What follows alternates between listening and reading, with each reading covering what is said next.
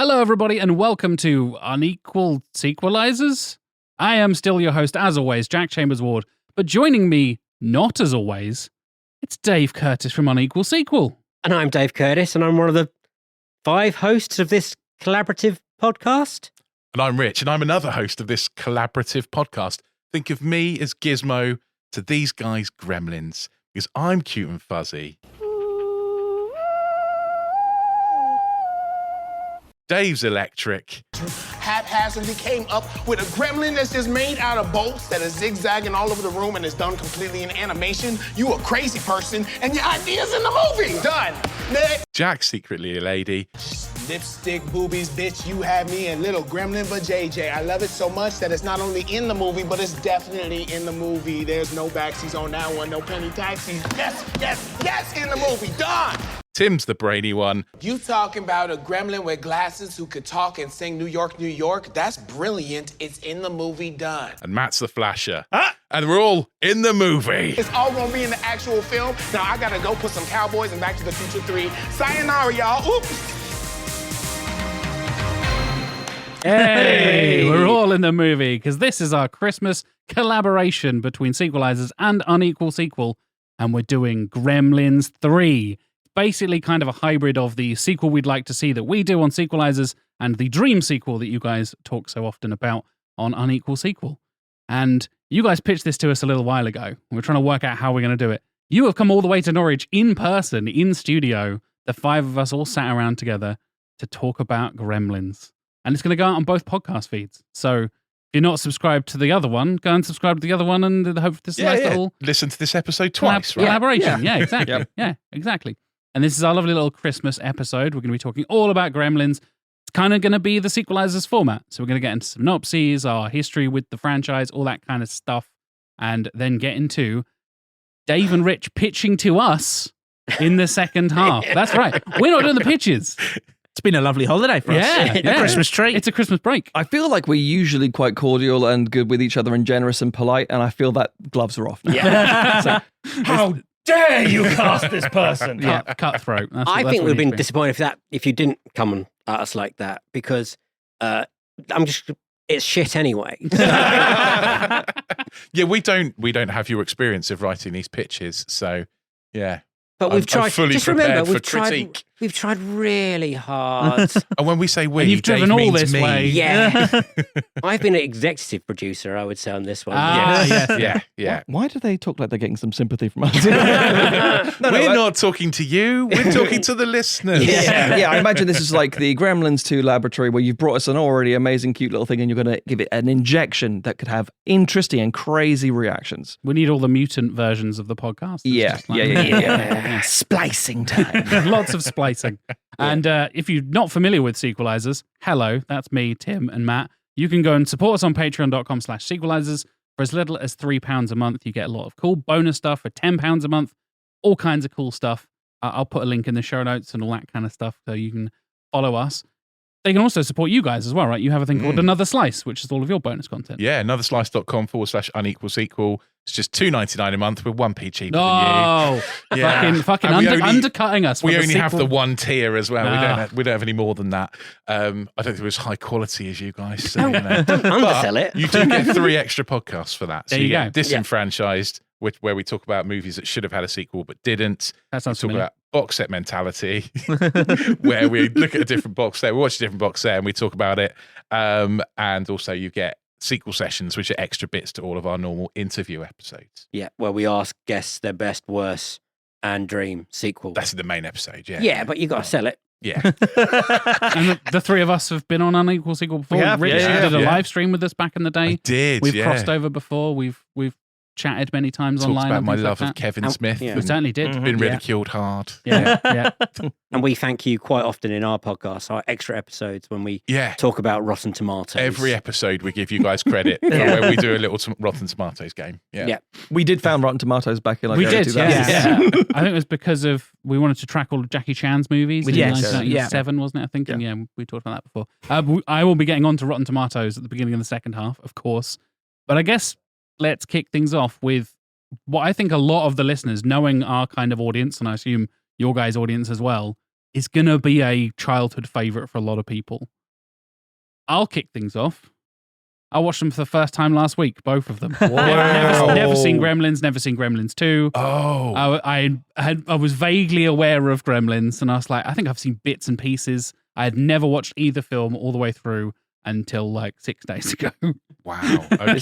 And I watched them back to back on almost a Sunday afternoon, it was a week ago, exactly on a Sunday afternoon, back to back, Gremlins 1, Gremlins 2. With that kind of thing where it's I'd say beloved, definitely a cult sort of franchise and hit and thing that it's 80s sort of nudging into the 90s kind of thing. Second one comes out in 1990, yeah. Yeah, and I think there's a lot of nostalgia for these films that way. And coming from it fresh in 2024, I imagine going to have one of two very clear reactions, which is either, you know what, I can see what the fuss is about, I really enjoyed myself, or this is trash, why does everyone like it? And I'll be honest with you, I don't know which way Jackson goes. And not only that, interesting. Each film is very different in terms of the vibe. Yeah. So you could have that same reaction doubled for each film. I have a friend, and he's a bit like you, and like what's that supposed to be? Fucking hell. And he's hasn't seen a lot of those nostalgia films when you're younger. And I keep saying you should go and watch Goonies was the main one. And I was like, you'll love Goonies, blah, blah, blah. Goonies is great. Came back and he shattered my world and said he couldn't see. Yeah. So there's a way that you might just ruin the podcast straight away.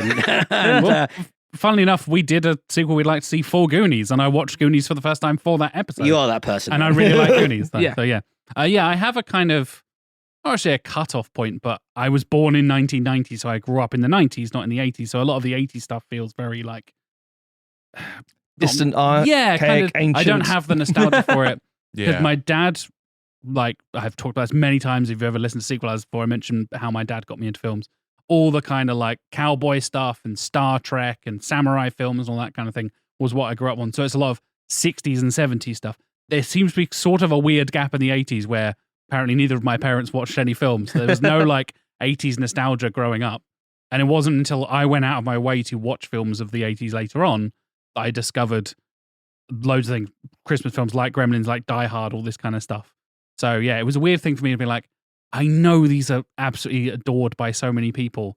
And I know a lot about the people like Joe Dante and all the like, I've heard so many stories, the production and all that kind of stuff that we talk about so many times on Sequelisers of, oh, this trouble production and all this, studio involvement and all the kind of things we talk about so often. Like, I know all the stories. I've never actually watched the fucking films. So it was an interesting experience as a 34-year-old man watching it for the first time. There's a lot of teasing here. What the hell did you think of the movies? Yeah. I was purposely doing We need to know if we need to kick you out. I enjoyed them. Hey! I'm kicking you. I'm kidding. You have to hate them. No, I enjoy them. Yeah, it was more clever than I thought it was going to be. I thought it was really kiddie, and it was way darker and more adult and more like aware of itself than I was expecting. And then obviously that goes maybe a bit too far. In the second one. Definitely goes too far. Insanely meta with Hulk Hogan talking to the audience. I was like, hold on a minute. I'm a big wrestling fan, but Hulk Hogan can get in the fucking bin. Notable racist Hulk Hogan. I don't need you in my kids' movie. And it was, it was an interesting experience. My wife was similar. I think she had seen the first one years and years ago when she was a kid and didn't really remember much of it. And she kind of tends to watch the Sequelisers films over my shoulder as I watch them on the TV. And she's usually reading or doing whatever. And it was a real kind of like, oh, I remember that bit. Oh yeah, I remember this bit. I was like, I don't know any of this shit. Like, I knew tiny little snippets. I was really impressed by the visual effects. I thought there was some really great like central performances and stuff like that. And yeah, pleasantly surprised, even if the second one is fucking mental. It was very entertaining. Had you seen the Key and Peele skit? Oh yeah. I know you understand. Oh, yeah. It's in the movie. Yes. Matt, I'll come to you. Okay. Since you were born in the year of Gremlins 1 Yes. and I'm born in the year of Gremlins 2, seems appropriate, right? Yeah. Did you? God, I I'm assume old. your mum was watching it as you were born in April. That doesn't make any sense. But as like a 8-month-old baby, you were just like, it's brilliant. I know. I know. Also, before you correct me, I know it didn't come out at Christmas It did here. In It Britain, did here. It did here, yeah. with the classic UK-US release disparity between don't how have it is anymore, which is- not as yeah. much, thankfully.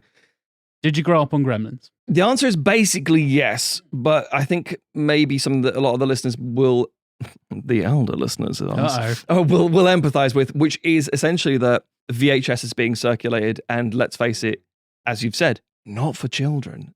I'll be honest, kind of neither of them are for kids. But it is that classic 80s mindset of, this is a fun thing because it's about wacky, crazy little things. And kids will love it because we don't mind traumatizing these kids because we have no idea how to raise them in that classic, where are your children right now? Do you know if your children are home? It's like, you're not doing a good job of raising your kids. So subsequently, I remember, I think, seeing Gremlins 2, the new batch, on TV first. They seem like very good like TV movies. It really is that kind of thing. And Gremlins seeing it at a later date on TV as well. And therefore, I think there might have been a British TV edit. So a lot of the violence been cut out of it. And then eventually seeing it on VHS and saying, going to like a video store with my gran and saying, can I see this? It's 15, you can't see that, it's not for you. And then it's like, Gran, please, I've seen it on TV already. I just need to see it again, please. I need to see it for Christmas. And then watching it, this is not the same version.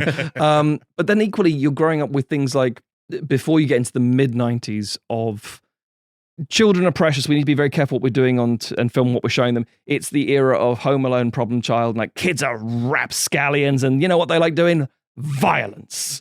And it's all Reagan era violence and it's all okay. G.I. Joe can shoot someone in the face probably. It's fine. Is Dolph Lundgren? Is he the Punisher? Is that for kids? I don't know. Probably not. So yeah, Gremlins is the thing I grew up with, watched, and enjoyed in the typical way that I think a lot of people my age would have enjoyed this style. Like it's irreverent, it's dark, it's mischievous, and I've got a very uncomfortable hot take, if you will. You want to fuck that lady gremlin already? Nothing. Shush. No. And the Lady Gremlin is literally the most ridiculous, like, obvious movie. Like, yeah. Like, what a sexual awakening. No. Phoebe Cates in the second film, specifically, chef's kiss. Yes. But no, specifically, people have probably asked, and we'll get onto this a little later, why hasn't there been a Gremlins 3? Why it's a huge thing. The 80s nostalgia has kind of passed into 90s nostalgia, even into early 2000s nostalgia, etc., etc. There was a perfect time in the late 2000s, early 2010s to do a Gremlins film. They did kind of. And they called it Despicable Me. Oh, here we go. Because Minions and Gremlins are the same goddamn thing. Except one is violent, hyperactive, like 80s, spiky, nasty. Take something cute and fuzzy and like, well, this is our kid in a weird thing, with E.T. or Bumblebee doing the same thing. It goes back to like that 80s nostalgia, Richard Donner, Steven Spielberg vibe. But it's like, but it's also got an edge to it. This one's got a mohawk. This one's got a knife. Sorry, what?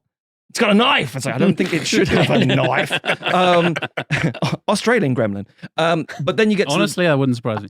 It's in the movie. It's in the movie. Love it. But then you get to the 2000s, 2010s, and it's like, well, we can do this. We can make the thing of like, what are these chaotic beasts? They're toddlers. They're just children who are running amok. It's like, yeah, Minions. Except you dumb it down a bit more rather than being, gizmo. You just go, banana, that kind of stuff. And it's the same energy. And so subsequently, the difference is, while that was pandering to kids and made for children and had a good thing from the first film at least, Gremlins has always been this adults in the 80s kind of having a bit too much fun and being a bit too satirical with it and being like, we could take this very generic story and drum it into, say, Small Soldiers, which I did in the 90s, and say, we can make it a bit more clean cut. Or we could just keep pushing the envelope a little further. And then you get to the second one with that's why I think that one is a bit more, probably a lot of people's introduction to the franchise, because it's more approachable. It's more self-aware. It's more silly. Rather than just being, here's a town being terrorized. We're going to chuck that gremlin in a microwave, chuck that one in a blender. It's like, this is horrifically violent. Not to get into a whole tangent, but that's why PG-13 exists. Yeah. Part of the reason why, right? Because you microwave a fucking gremlin until it explodes. This and Temple of Doom. Correct. Yeah. Chill gremlin brains. Fucking hell. Dave, I'll come to you next. What's your Gremlins experience? Back, I don't want to pull on the heartstrings already, but when I was a much younger boy, when I was about 7, I had to go to hospital. Even smaller than you are now. Watch now as Dave undercuts with a very personal man. You go, I'd like to retract my statement, please. I was in hospital. There you go. And at the hospital, they had one of the original Gremlin cuddly toys. You remember that? Wow. A gizmo, yeah. Yeah, and that brought me a lot of comfort for many years. Never seen Gremlins for a while. I don't think I watched Gremlins properly until mid teenagers. Yeah. And like Matt was saying, I think Gremlins 2 before 1, because the 1 was always the scary one. And 2's like, well, it's mad watching it now. But before I watched those 2 films, I ended up watching Critters. Do you remember Critters? Oh, yeah. Which is like the horror version of Gremlins. They're aliens, not little things. Well, the Gremlins are kind of aliens. But the first one, they're taking over a town a little bit. It's a very similar storyline. And I watched that and I was like, I don't really have to watch probably Gremlins if that's a kid's version of Critters. I'm an adult now. And when I started to really fall in love with cinema and stuff, and then I got given a Gizmo cuddly toy again, and all those memories flooded back from hospital. And all the bad times. And then I watched them and I was like, yeah, they're great. And I love them. And the second one is proper bonkers. But yeah, the nostalgia factor is a big thing, I think. So when people say they haven't seen it and they've recently watched it, like Jack just said, it brings like a shiver down my spine. and it worries me. But I think Gizmo's great and I want one. And I'm such a poor person that I'd definitely spill water on it and it will all... you mean a literal mogwai, like actual I'm like a mogwai. beast? Yeah. I've got the gizmos. Yeah, you got the toys. Yeah, toys no, I figure. Yeah, okay. So, you want an actual mogwai? Yeah, wouldn't you? Dave, we'd all die. there would be gremlins running this place. If you had a mogwai. Yeah. And in other news, the southeast of England has been cordoned off. It's now gremlin territory. Quarantine Zone 0 is Norwich for some reason. Yeah. Tim, how about you? What's your Gremlins nostalgia experience? So I'm sort of midway between you and Matt, basically, where I didn't have a huge amount of nostalgia for them, and I'd never seen the second one until recently. I'd seen bits and pieces of it, and I think I'd caught bits on TV and stuff like that. And the first one I watched, I think it must have been on TV. So I think I probably saw the TV edit without all the gratuitous violence in it. I say gratuitous. It's just puppets being exploded, you know. You say who isn't a puppet. Yeah. So yeah, I think I'd probably seen that like around the age of 10 or something. But they're very tied up, funnily enough, you should mention it, with my memories of Small Soldiers. And sort of both being Joe Dante things, and around the age where I was kind of like, oh, okay, this director is interesting, rather than just like, I like movies. Can't wait to watch Looney Tunes back in action, which I did see in the cinemas. Somebody had to, yeah. So yeah, I mean, I had a lot of affection for the first one, and at some point saw like the version with the exploding microwaves and all that kind of stuff. Gremlin heads being cut off and cackling in the fire and stuff like that.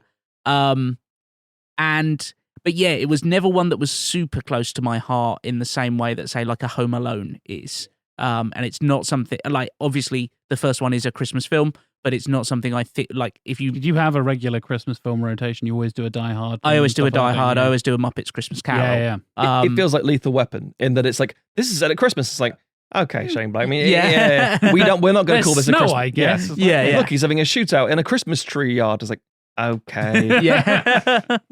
Counts. Yeah, exactly. I would put Kiss Kiss Bang Bang higher in terms of my Christmas tier films than Gremlins, but I will ignite. Like, I love the special effects of it, obviously, and it's such of a specific era of like, let's turn everything into a toy kind of 80s excess.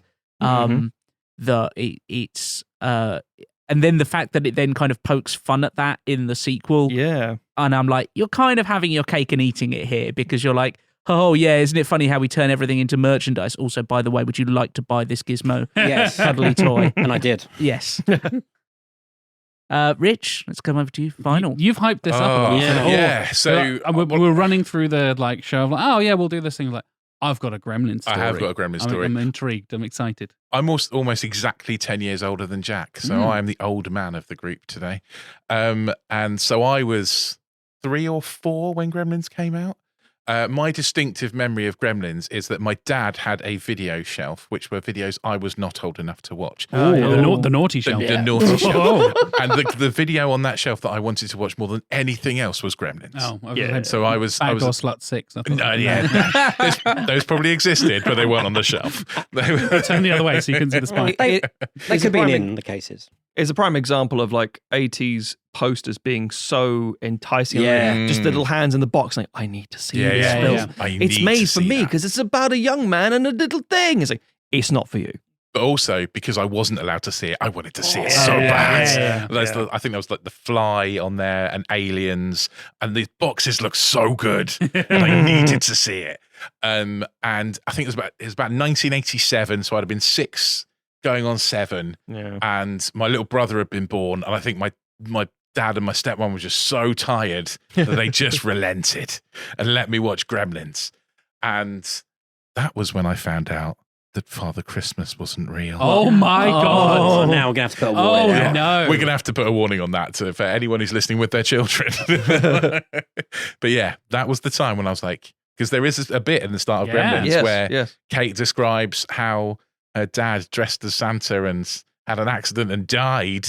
And she's like, and that's when I found out there's no Santa Claus. And I was like, there's no fucking Santa Claus. It's mad to put in a kid's film. That was like a... Yeah. But again, that's because it's kind of not a kid's film. It's like, if you're watching this, you're old enough that you're probably preteen, early teens, that you wouldn't be worried about that. Also, it's mad to say, this is just a funny little bit we're going to put in. It's like, what? We're going to stop the film, grind it to a halt, talk about some trauma, and then say, he's dead. Yeah. Because that's the 80s summed up all over. So that was my eye-opening. So then I made sure that I stayed awake the next Christmas. It was Christmas time anyway. I made sure I stayed awake at Christmas to catch my parents leaving.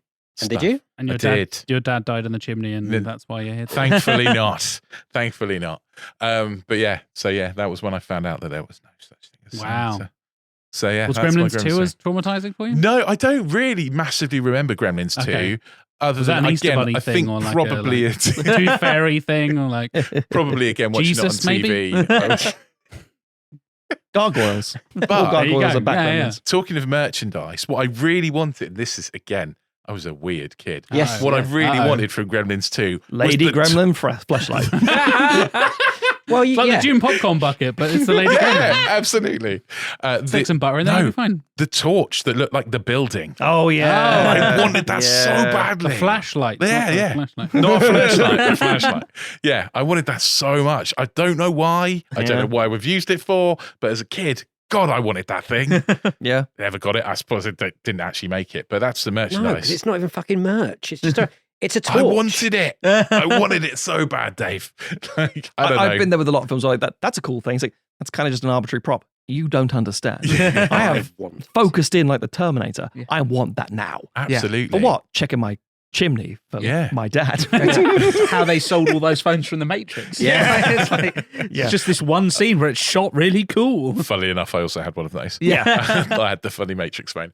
But yeah, and then I hadn't watched Gremlins for a long time. I watched Gremlins actually, because I watched it last year because I watched 100 Christmas movies in 100 days because I am insane. Yeah. And Gremlins was one of those. There's a drop off after about 40, I imagine. Yeah, there's a drop off after about 3. The new Netflix Lindsay Lohan. That's going to blow my fucking brains out. There were a few like that, yeah.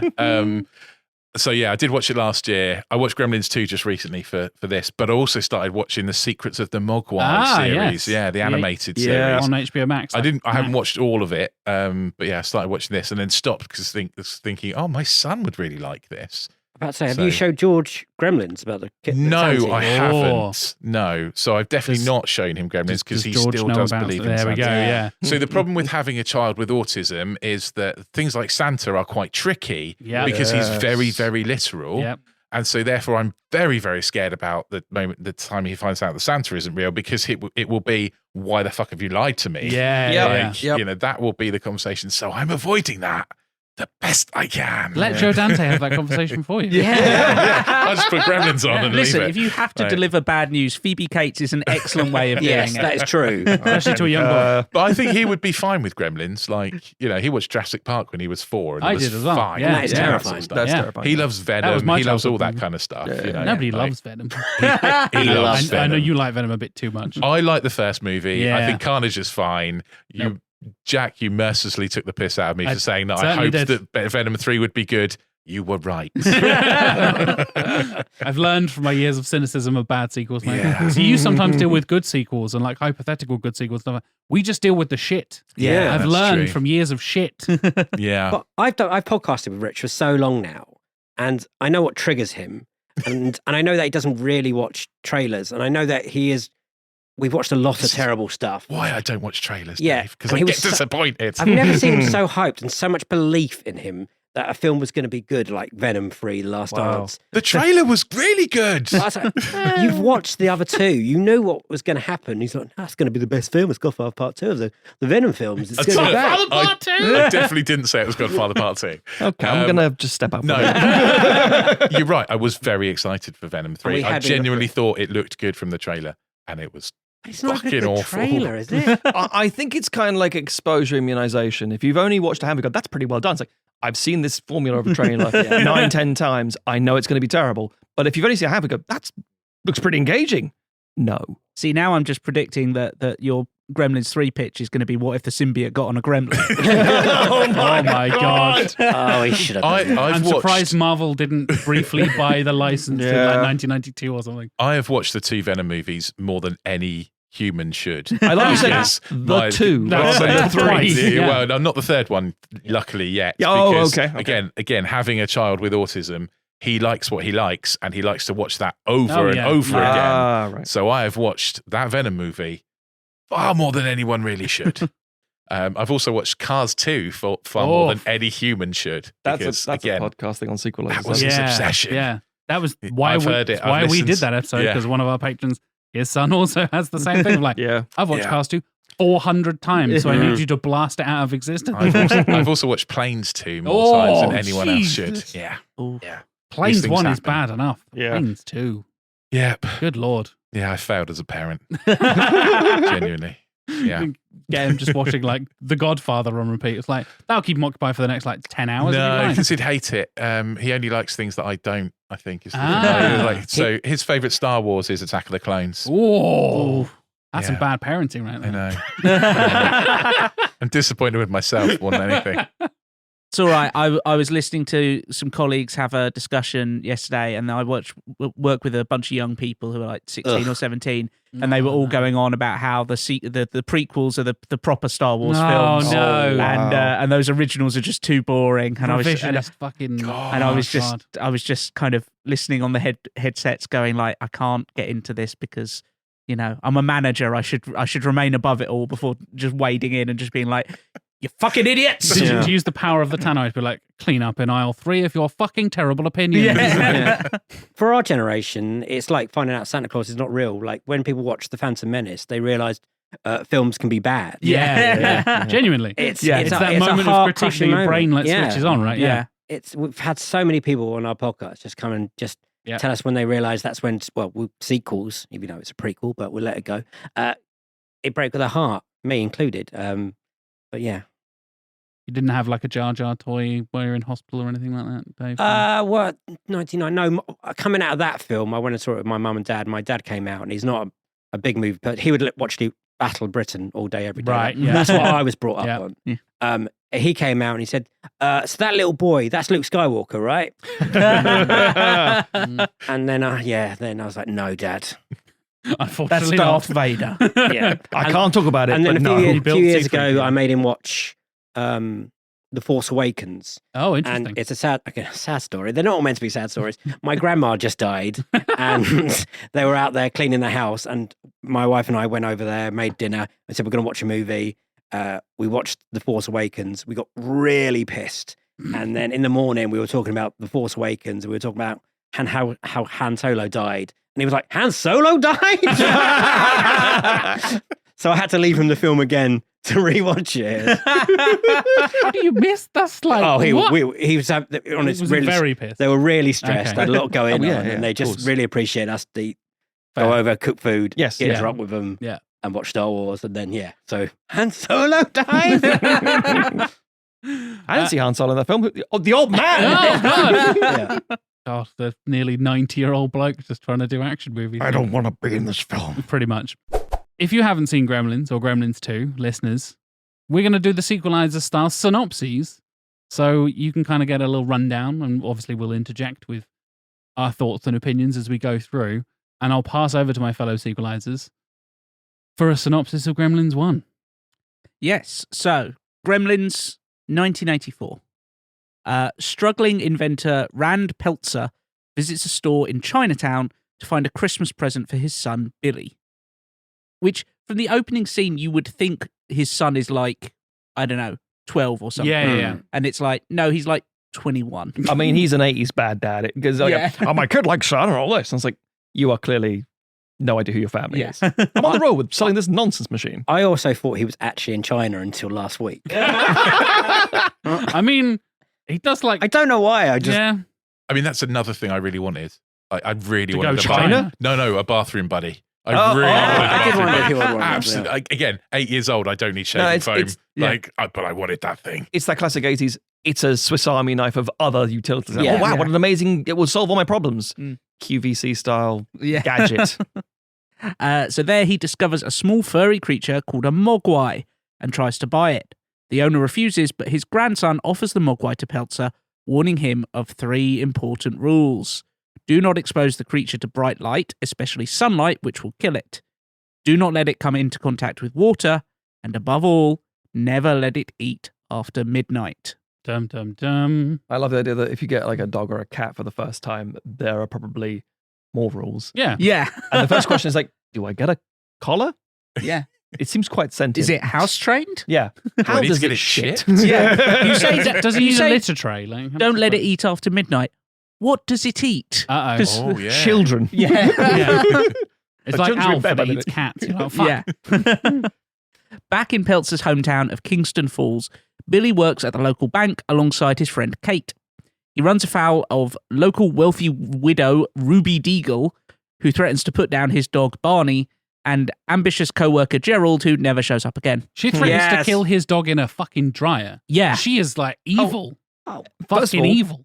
80s. Yeah. Yeah. Second of all, Wizard of Oz. Yeah. Yeah, Trying to Oh, establish yes. that Yeah, classic, yeah. you know. Yeah. Wicked Witch of the West. It's very it's Wizard of Oz meets It's a Wonderful Life. Yeah. Yeah. And she dies horrifically. Yes. She dies, right? I'm She just gets- making sure that. She gets She dies? Yeah. Rand returns home and gives the mogwai, which he has called Gizmo, to Billy, warning him of the 3 rules. Billy quickly bonds with Gizmo, who is friendly and intelligent, but when Billy's young friend Pete accidentally spills water on the Fucking mogwai, Pete. fucking Corey Feldman, Feldman. ruining Yeah, everything. No, let's not talk about that. Yeah. It spawns 5 more smaller versions who Again, traumatic as fuck. Yeah. Yeah. Screaming and Yeah. birthing. Yes. And like, Vibrating oh, and like the boils exploding and someone stuff. wants to Yeah. do their own version of aliens. But Looks we're like, ooh. great, though, doesn't it? Oh, it's Oh, amazing. yeah, but, yeah. ugh. and the little tribble like growths the little- that then yeah. like uncurl and Yes. yeah. Great. Yeah. These versions are more aggressive and mischievous, including a mohawked version who seems to act as a leader, who Billy dubs Stripe. Billy takes one of the mogwai to the local high school science teacher, Mr. Hansen, demonstrating the spawning ability with a drop of water. Hansen keeps the newly spawned mogwai to experiment on. But, you know, 80s. very 80s. And also, like, experiment Animal on testing was his... fine back then. Yeah, he's sort of, you know, just it's not the same kind of animal testing that Christopher Lee will get up to in the second one. Yeah, we'll get to that. Back at Billy's house, the baby mogwai trick Billy into feeding them after midnight by biting through the power cord of his clock, while the mogwai in the school steals a sandwich and does the same. The mogwai, except for Gizmo, all enter a pupal stage and emerge as destructive, malicious gremlins. Dum, dum, dum. This Dum, is the dum, Minions moment, yeah. Yeah. Their eggs really look like the fucking eggs from Alien as Oh, yeah, well. yeah, oh, yeah.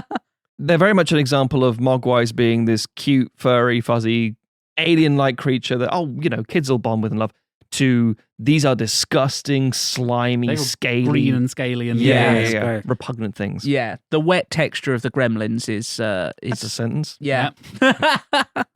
Erotic. I don't have the button, Tim. It's erotic. Mr. Hansen is murdered by the gremlin at the school. Kids film. Yeah. While the one at the Peltzer house torture Gizmo and assault Billy's mother, Lynn, who fights back like a fucking absolute badass. Yeah. Apparently, the torture scene for Gizmo was cathartic for everyone on set because the animatronics kept going wrong. Right. And they were like, we've had enough of this fucking toy, this fucking puppet going wrong. Finally, we get to tear it apart and shoot things at it and fucking stab this little thing, driving us nuts. So originally, the Gremlins are supposed to kill Billy's mum, and there's a scene where her severed head rolls down the stairs as he comes into Kids the film. Kids movie. PG, everybody. Fucking hell. It's mad. But no, I love that she just fucking takes them to task. Yeah.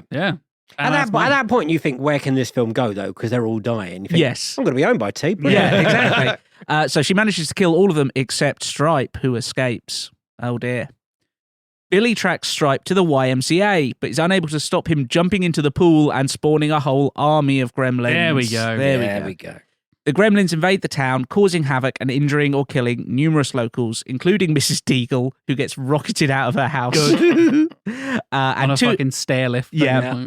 And 2 inept police officers, because ACAB. Mike from Breaking Bad. It is Mike from Breaking Bad. Yeah. Which is- It's like him showing up in, and it's like, oh my God. Like That's, Buckaroo Banzai he's in. yes, it might be that. Yeah. Weirdly. Billy rescues Kate from Dory's, the bar where she helps out, and the pair seek refuge in the bank, where she reveals the traumatic childhood incident that led to her hating Christmas and no longer believing And in Santa spawning Claus. so many more traumatic childhood incidents. Yeah, apparently so. Yeah. Emerging from the bank, the pair discover the gremlins have all fled to a local movie theatre to avoid the oncoming dawn.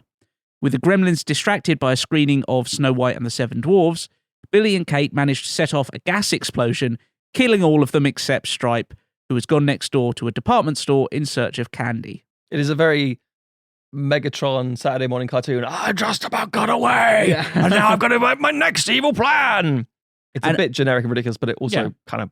And also a course. very 80s climax of like, let's just blow up a building. Blow 'em up. Yeah. In our tiny town, let's blow up, let's cause a gas explosion.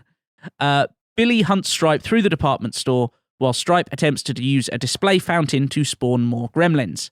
However, Gizmo is able to open a nearby skylight, exposing Stripe to sunlight and killing him in a pretty grisly manner. Oh, yeah. Like, full-on skin melting off, Yep. skeleton left afterwards kind of thing. Proper Indiana Jones, Wicked Witch of the West style. Yes. Yeah. In the aftermath of the chaos, the store owner from Chinatown, Mr. Wing, arrives to reclaim Gizmo, scolding the family for their negligence. But as he notices that Gizmo has bonded with Billy, he concedes that the boy may one day be ready to care for him properly. Oh. I have a question, and I'd think we can all answer our own opinions on this one. Rich, I love that we're here for this. Go on. Gizmo seems to be an inherently good and moral... Oh, I know the answer to this question already. Fantastic. Good and moral thing. Sure. Creature.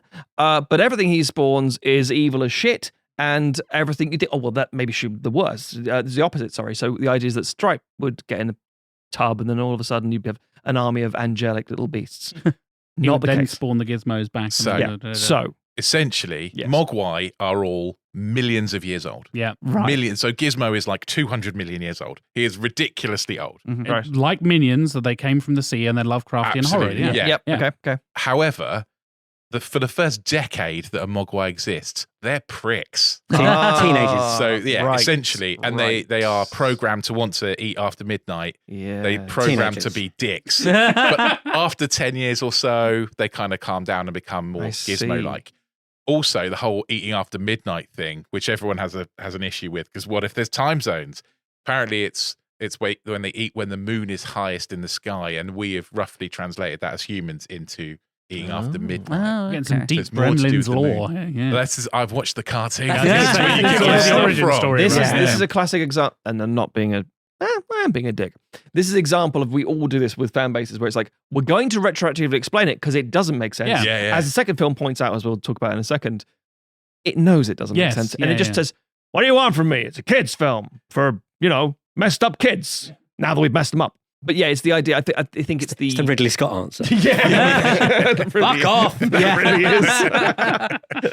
So yeah, I was just curious because I think it is like these inherently evil creatures and he's an outlier. It's like, no, they just go through this pupal stage of being, first of all, a literal pupa, but then also into this rambunctious toddler teenager time, and then a functional member of society living in a box. And the novelization introduced the concept of them being aliens, which was a earlier part of. Yeah, and in the novelization is non-canon in the Gremlins lore, I guess, or whatever. Yeah. But yeah, and then obviously you mentioned Critters earlier, Dave, like that being the literal alien side of things, and then having a whole argument between Herrick and Dante and the whole thing of just like, you just copy Gremlins. Like, no, that was actually written before Gremlins, and we had to change more of Critters so it's less like Gremlins, and it was a whole fucking thing in a Deep Impact Armageddon style. We accidentally made the same film. And yeah, there was a whole extra bit where they were going to include the origin story of the Mogwai and all that kind of stuff that never actually got filmed, but was in one of the earlier scripts. Really doesn't need it. No. I think it's also fascinating that they, and obviously it's almost purely for aesthetic reasons, where like the Mogwai is cute and the Gremlins are bad looking. But it's like they seem to go from like mammalian to reptilian. Oh, yeah. And it's like, if you shave a Mogwai, does it look like a gremlin? Yeah. Like, there's only one way to find out, Tim. That's true. It's only one way to find it. Dave, where's your toy Mogwai? Oh, well, that, speaking of trauma, take this very important part of your childhood and shave it. I feel it must be like a Pokemon thing. Yes. It becomes an indescribable. Here's the initial version, cute. Here's the awful, shitty middle version that everybody hates. Yeah, correct. Your Charmeleons. Yeah. And then, here's the cool one. So what I'm hearing is we should evolve Gizmo into his disgusting form. Yeah. And then he becomes Christopher Lee? That's how that works. Yeah. What stone do you use to make a gremlin into Christopher Lee? Just a big old rock. Just smash it in the face until it comes Christopher Lee. Tell me about Wicker Man. Yeah. Tell me your World War stories, Christopher. I know how it feels to stab a man. It's like, thanks. When you get stabbed in the back, as I have it done. It sounds like this. It's like, thanks, Christopher.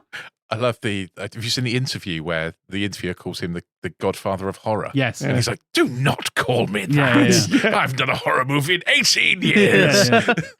Ignore the fact that I did 35 Hammer horror movies. Well, I think in his autobiography, there's a whole big gap. It's like, and I may have played Dracula. Anyway. Moving on. Oh, dear. Well, Matt, I'll come to you. Gremlins 2, please. Okay, so we've sort of danced around this a little bit about what a sequel to Gremlins could look like. And obviously, we're all talking about this in our respective shows about where do you go with the Gremlins 2? Because obviously, one town has been assaulted, and it is the classic 80s leading to 90s of like bigger, more, but very certainly meta. does that. Yeah, very meta and self-aware as well. So Gremlins 2, The New Batch. I'm not opposed to that title. I think it's all right. It's fine. I think New Clutch would be worse. Clutch of eggs. Makes you think of eggs, yeah. Yeah. I think they should have gone with Gremlins 2 Wet Again. Oh, fuck. Hello, Bon Jovi. Wet, hot American Gremlins. So, following the death of Mr. Wing, this is, again, proper 80s, like, yuppie story. So, like, his shop in Chinatown is acquired and destroyed by Daniel Clamp, a billionaire developer who is definitely not based on any real person who may be giving directions to Macaulay Culkin in a hotel in a couple of years. Like, so Mr. Wing dies because Key Luke dies. Yes. Between the two films. That's correct, yes. Yeah. The actor that plays Mr. Wing passes away.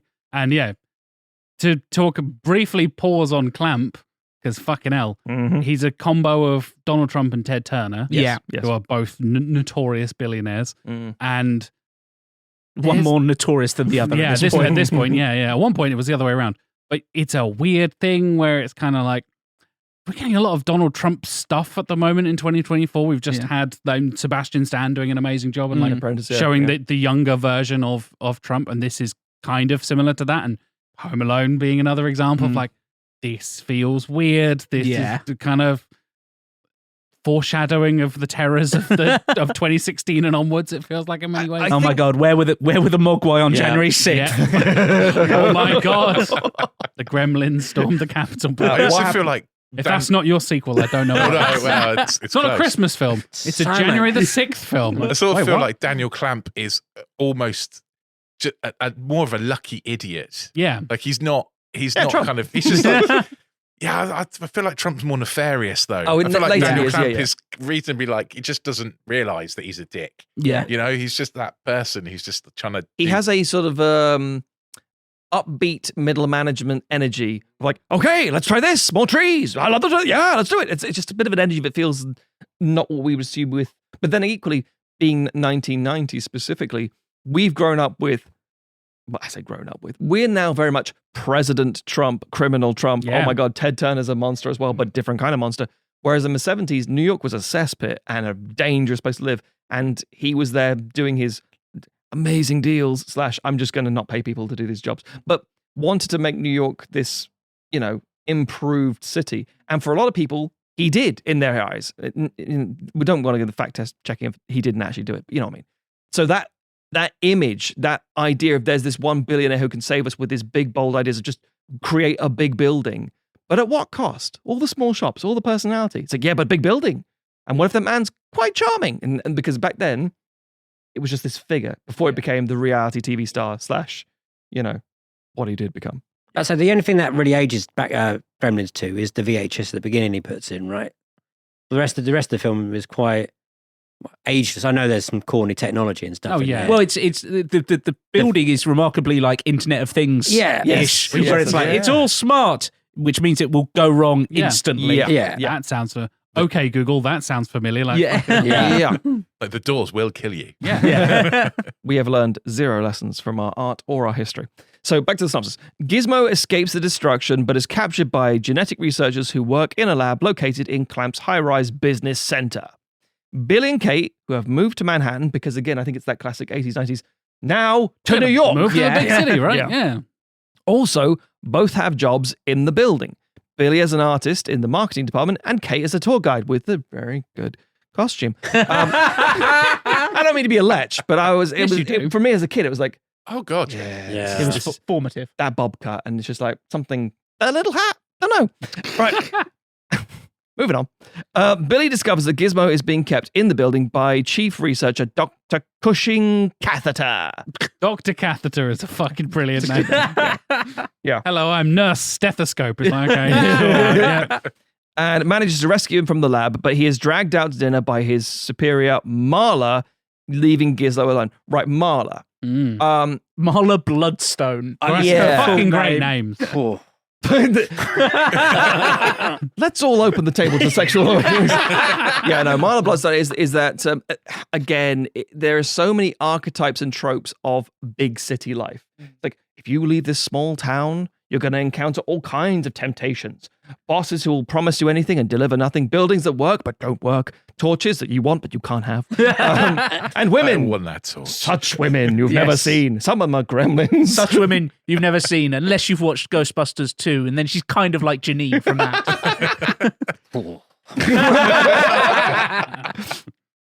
So, and there is this classic idea of like, oh, well, I'm just a nice guy who's come up to the big city with my little ideas and my little drawings, and I've got this small town America vibe, and the big city's going to swallow me whole, and look at all these things working against me, because it is the fear of the big city, blah, blah, blah. Anyway, right. Gizmo is splashed with water. Keep him in a box. Get him a poncho. Yeah, serious clothes. That solves the problem. A Mac. Right. Spawning several new Mogwai who force him into the air vents. Kate arrives to retrieve Gizmo, but takes one of the new Mogwai by mistake. I do kind of love that Kate doesn't give a shit. Yeah. And doesn't pay attention. Yeah. And it's the whole like, oh, you're a bit weird today. It's like, that is not the same thing. Yeah. I love that. Can you pick my cat from the cattery? It's like, what's this? That's your cat.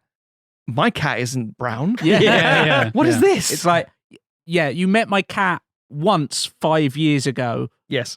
Like In a traumatizing incident. I know it was a big formative memory for you, but I was more concerned with the things that were attacking the place I was working in. Like, I don't know this fucking Mogwai from Yeah. If he was stuck in a chimney, we don't know about it. Yeah.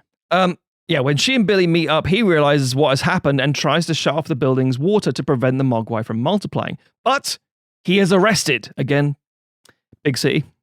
Giving them time to eat after midnight and transform into gremlins.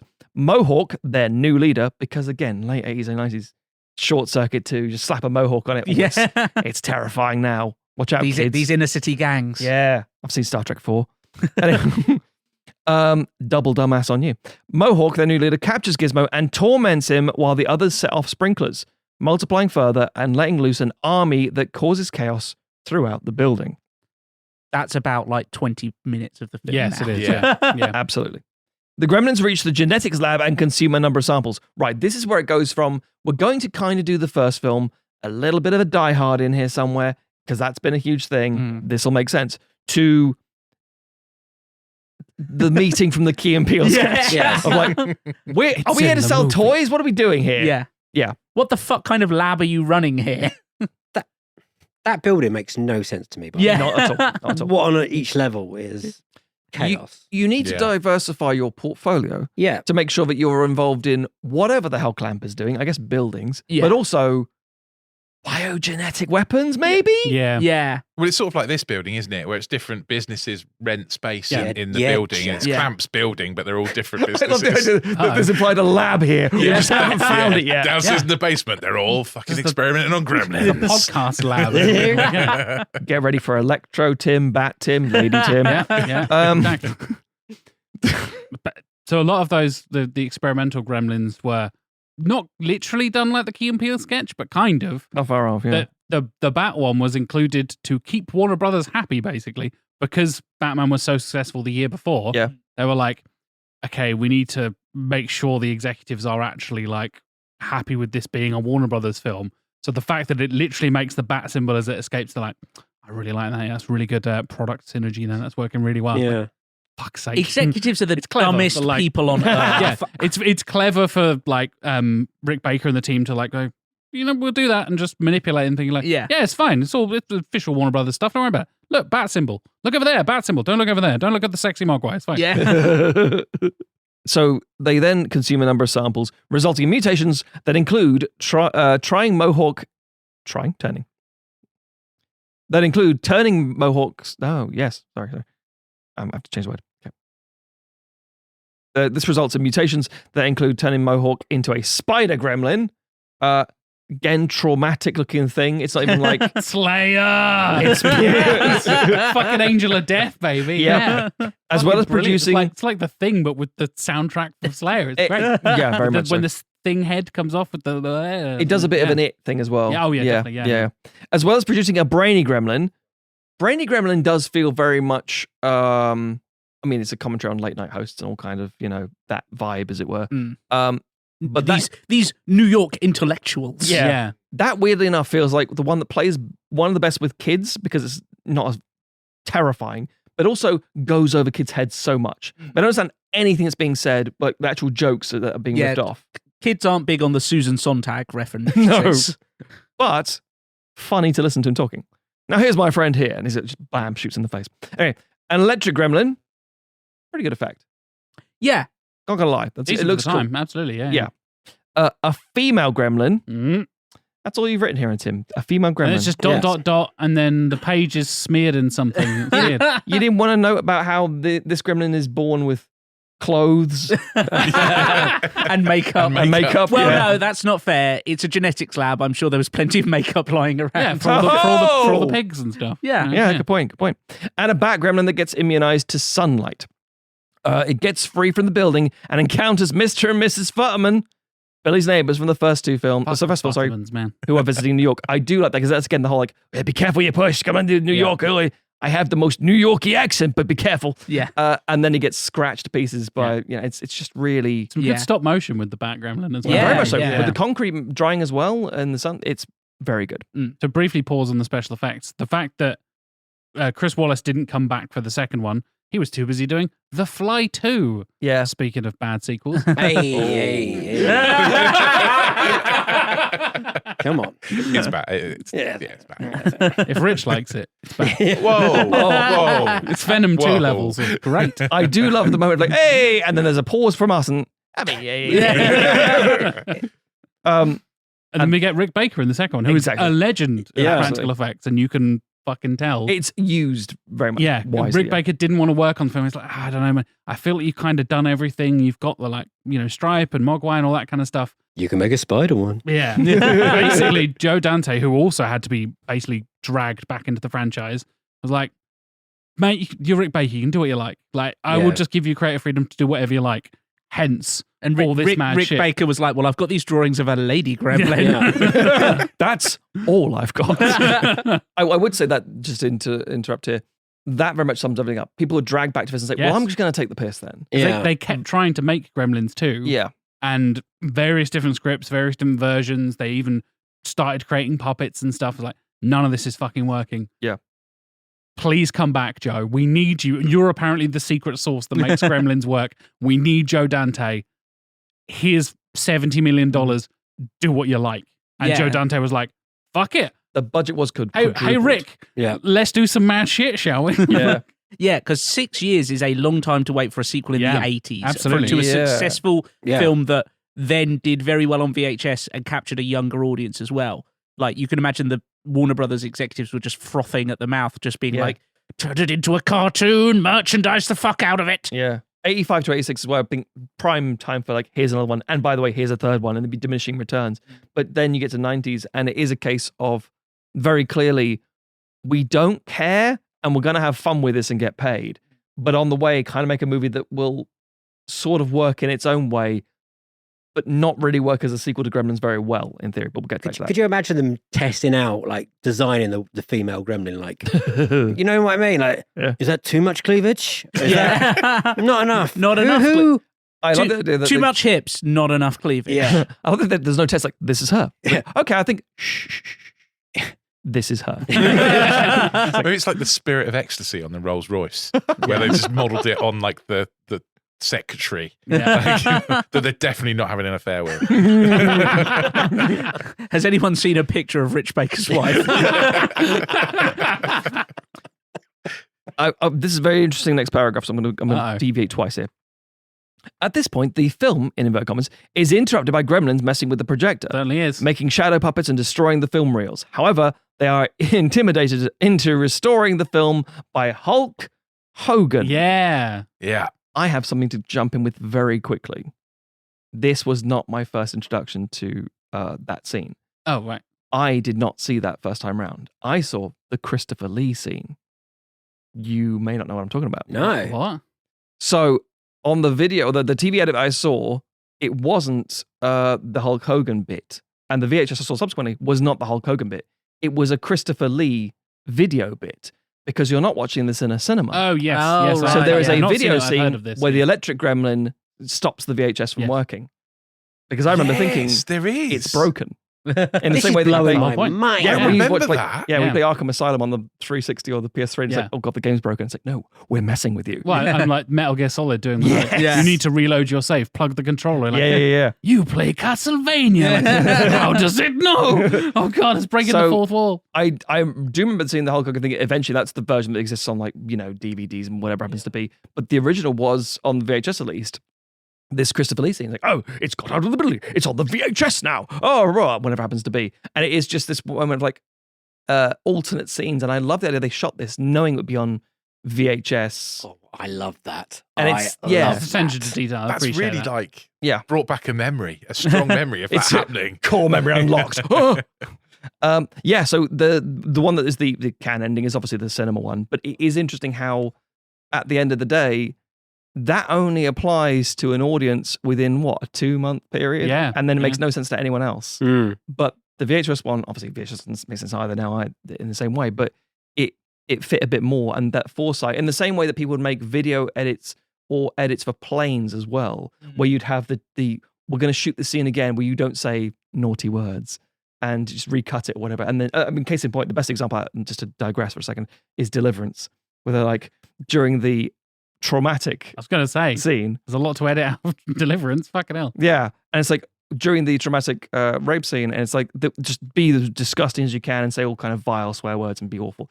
But squeal like a pig, ree piggy, was so much more traumatized. Like, we'll go with the TV edit. Yeah. That's more disturbing than you just saying, I'm gonna fuck you in the ass. So it's like, okay, well then we'll go with that. And weirdly enough, it's the idea Hulk Hogan it makes so much sense for the release. It's a recognizable thing. But the Chris Lee saying, it's out of the building, it's on here. It feels like a Orlando Studios ride kind of thing. Yes. With additional casting. I didn't know this existed.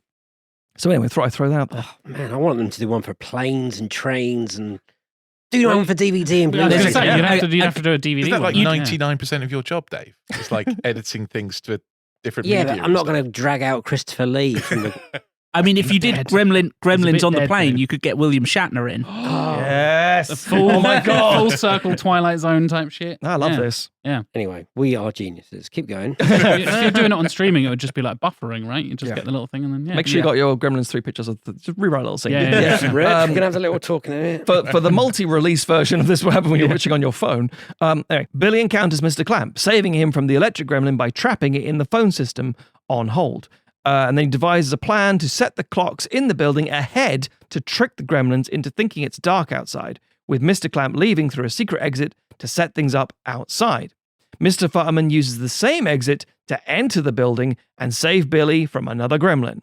I kind of do love this plan because there is this self-aware level of commentary of like knowing that the film has got this following pre-internet with, conversational nerddom saying, well, what would happen if you got like some seeds stuck in your teeth and then you ate it after midnight? Does that count? Like, don't go into the law. It doesn't matter. It's trolling the internet before it's a thing. Yeah, it's the commentary of the internet people now doing the whole, well, when does it... If you don't know the law like Rich does, if you've not dived in if deep you've into not watched the Gremlins first 3 episodes of the of animated Mogwai, series. yeah, exactly. You get into that like, well, how does it cut? It is 7 a.m.s after midnight, but that's breakfast time. So how does that work? Maybe you could do this thing, and how wet? Like, if it are its eyes dry, if it cries, is that wet enough to get it wet? Or if the dog licks it, does that count? It's like, it's all fucking, and that's classic internet shit we see all the time now. Yes. It's like, I would love a dog licking a gremlin until he Just start screaming. it's not how many licks does it take to get to the center of a Mogwai? Depends on the dog. Yeah. Jesus. We're talking She's about a very lady gremlins. sexy gremlin, I think. God damn it. Right, okay. Try and move on. Kate encounters Marla, who has been trapped in Mohawk's web. It's a lurid scene, isn't it? Yeah. Another sexual awakening there, Matthew? No. Okay. Just checking. I'm already awake at this point. But, I'm fully awake. but the pair managed to defeat him with Gizmo's help and set him on fire, which again is another classic pustular explosion of goop and crap. And they reunite with Billy and Mr. Futterman at the building's lobby, preparing to watch the assembled gremlins be vaporized by exposure to sunlight. But outside, a storm begins, preventing the sun from reaching the building and threatening to overwhelm the city with gremlins if they get wet in the rainstorm. This is another example of like how much sunlight kills a vampire. Is it the fact that it's like, Britain is overcast, so is Forks, Washington or wherever the hell Twilight set, or is it just the idea of it has to be a direct ray of sun and blah blah blah.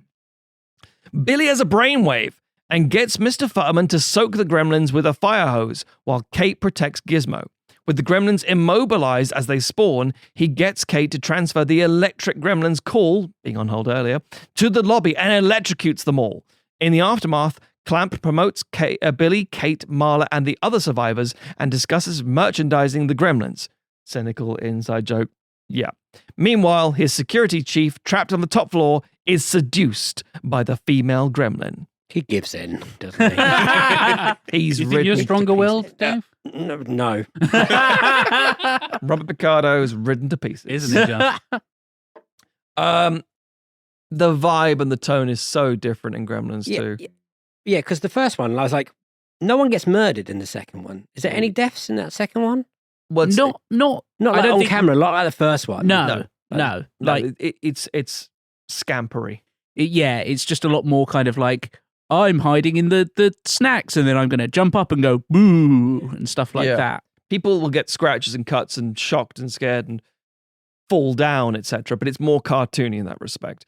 It's the whole, we may have gone too far and we want this to do better. The first one did great, but kids couldn't watch it in the cinema. We want them to see it in the theaters, whatever happens to be. So it's a prime example of what can we get away with and what can we alter and change to make it a little more kid-friendly.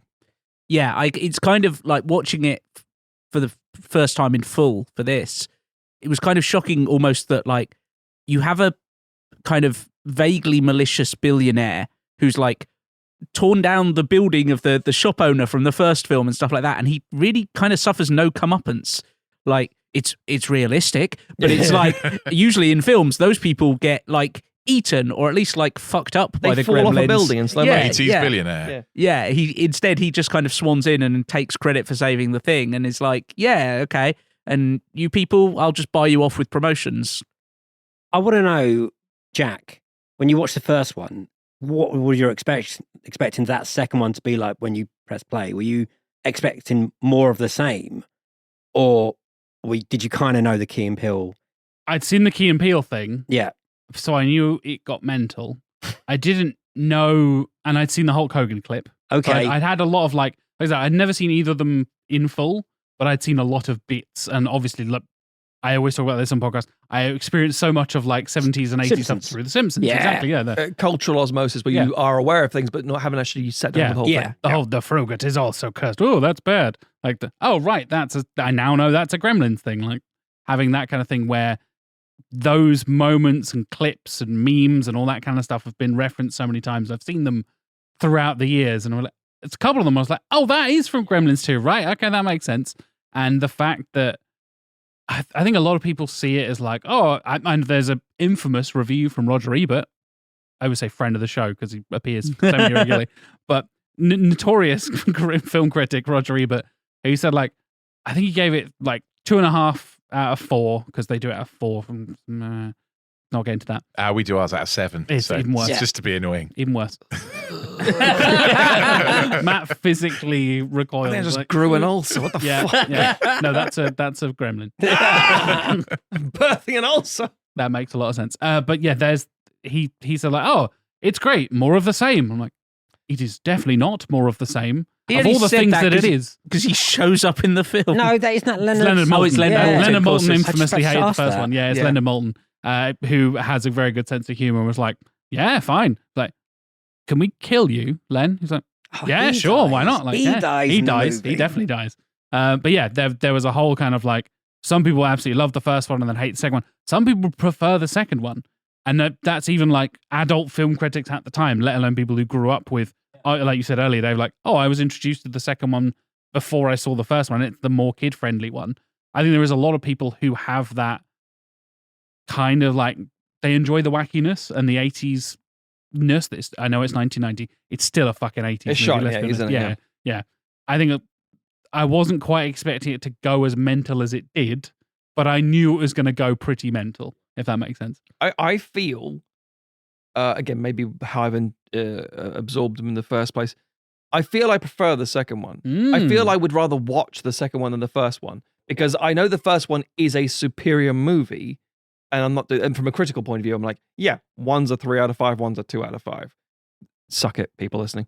But specifically, I'm holding these guys. 3 is a good review. But at the same time, that is a certified good on Rotten Tomatoes. Perfectly possible. Yeah, it's a fresh review technically, kind of. Technically. But 2, I feel just has that meta level of self-awareness that amuses me and tickles me more than just some survival in a small town. And weird enough, with Dante, I think he perfected it with Small Soldiers. I think that's a more nuanced and better story and better characters. So I actually prefer that to Gremlins. Now, I will take a brief pause while people grind their teeth to pieces. And now we'll continue. There's that element of the fourth wall breaking, pop culture referencey stuff. It felt a bit Deadpool. And that feels like a very 2024 thing to say. I was just like, God, I'm kind of exhausted with all the fucking meta jokes and stuff. But then they do some genuinely clever stuff, like with the projector, with the VHS it's brilliant, stuff. the projector bit. Okay, that is legit clever. Fuck Hulk Hogan, I'll say that until the end of time. But that moment is like, okay, they know what they're doing, and they're doing this on purpose. And the fact that, like I said, I went and like watched interviews and stuff, and it was just, Joe, you can do whatever the fuck you like, mate. Rick Baker, you can do whatever the fuck you like. Like, yeah, I can kind of tell. You're just like, throw a bunch of money at them. And it was like 5 times the budget of the first movie. I think you said that earlier, Tim. Like, absolutely ridiculous. Here's a shit ton of money to hopefully make us loads of money. And it didn't. It did not make anywhere near as much money, let alone on VHS and home media and all that kind of stuff as the first one did. And it was 1990. Yeah. So Deadpool wasn't even a twinkle in Ryan Reynolds' wallet at that point. I mean, Rob Liefeld writing him in the 90s. Yeah. But yeah, so it was that kind of meta thing. I think was quite new. I mean, I think I'm probably slightly the opposite. That I prefer Gremlins to Gremlins 2 because it's darker and more horrible, and I prefer that because that's just the kind of guy I am.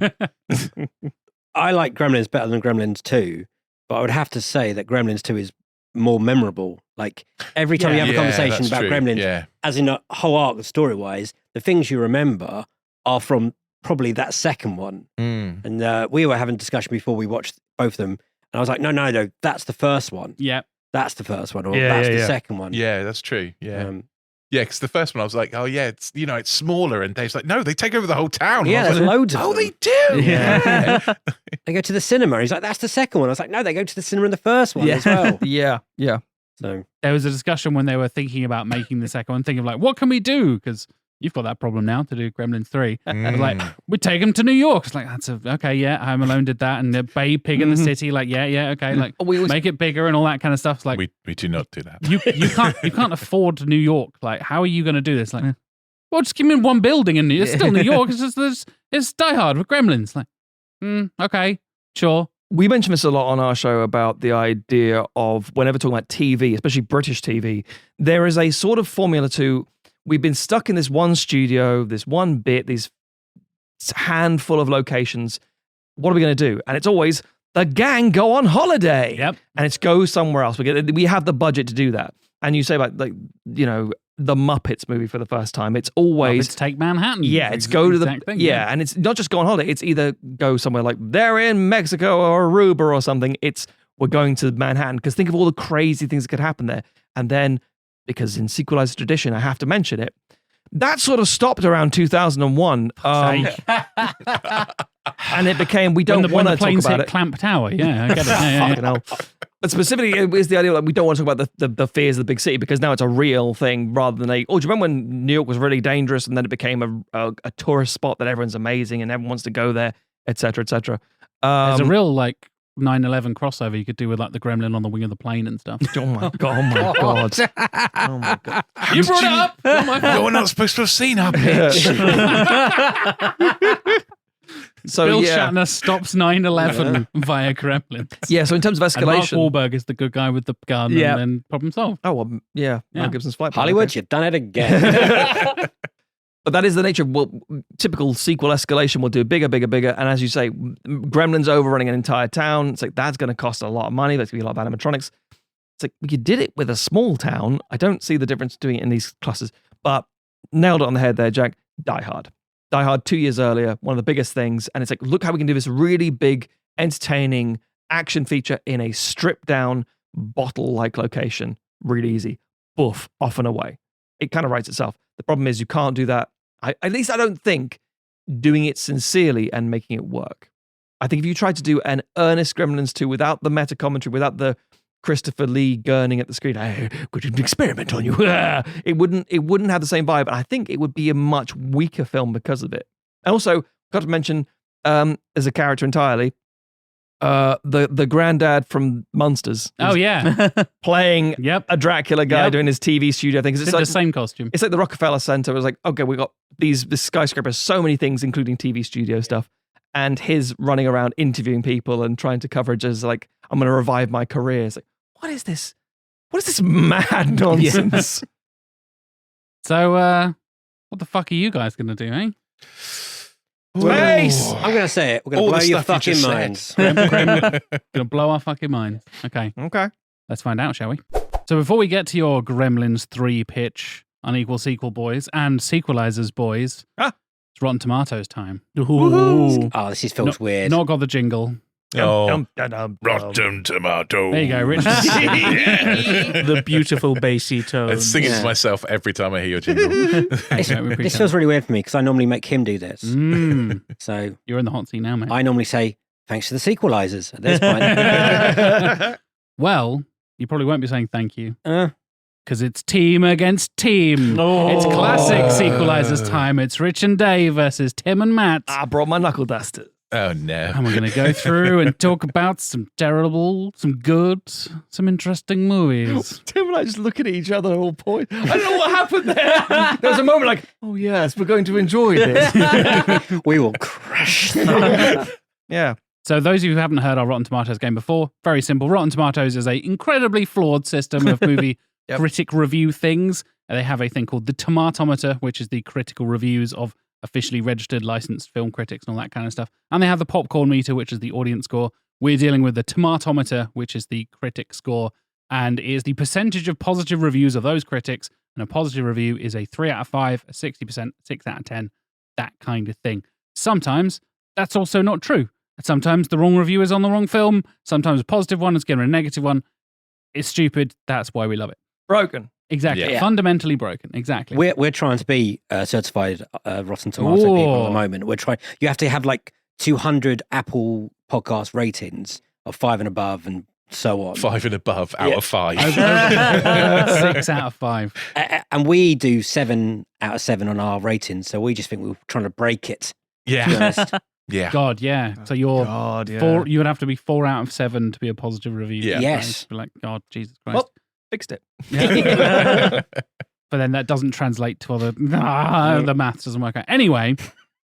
I know. That's why it's fun. Yeah. I can't imagine the It's people around unequal, the guys. It certainly fucking is. And speaking of unequal, I'm going to come to you boys first. 1984's Gremlins. What do you think is the score? On Rotten Tomatoes? 100%. No. We're done here, boys. It's locked in, 100%. As soon as the first number you say out loud, locked in. I'll take your first answer. It's going to be a weird one because there's not going to be many reviews from 84 on Rotten Tomatoes, right? It's going to be like they'll dig out a few historic ones that'll be on there, but most of them are going to be retrospective. Has it been released recently on like 4K, I think? Or No, but it's the 40th anniversary, I suppose, isn't it? So potentially there could be some re-release stuff. But what do you think? I have to rely on you more heavily here because I'm the one who normally asks questions. You have to and don't remember, care. you remember the principle, like Jack's just said, that we're talking about 3 out. How many people have given it 3 you out gotta of 5? remember, I'm not very clever. Would you like to know the number of critics? The number of reviews? Yes, yeah. We have 81 reviews. I was going to say Yes, it's not 72 a loads.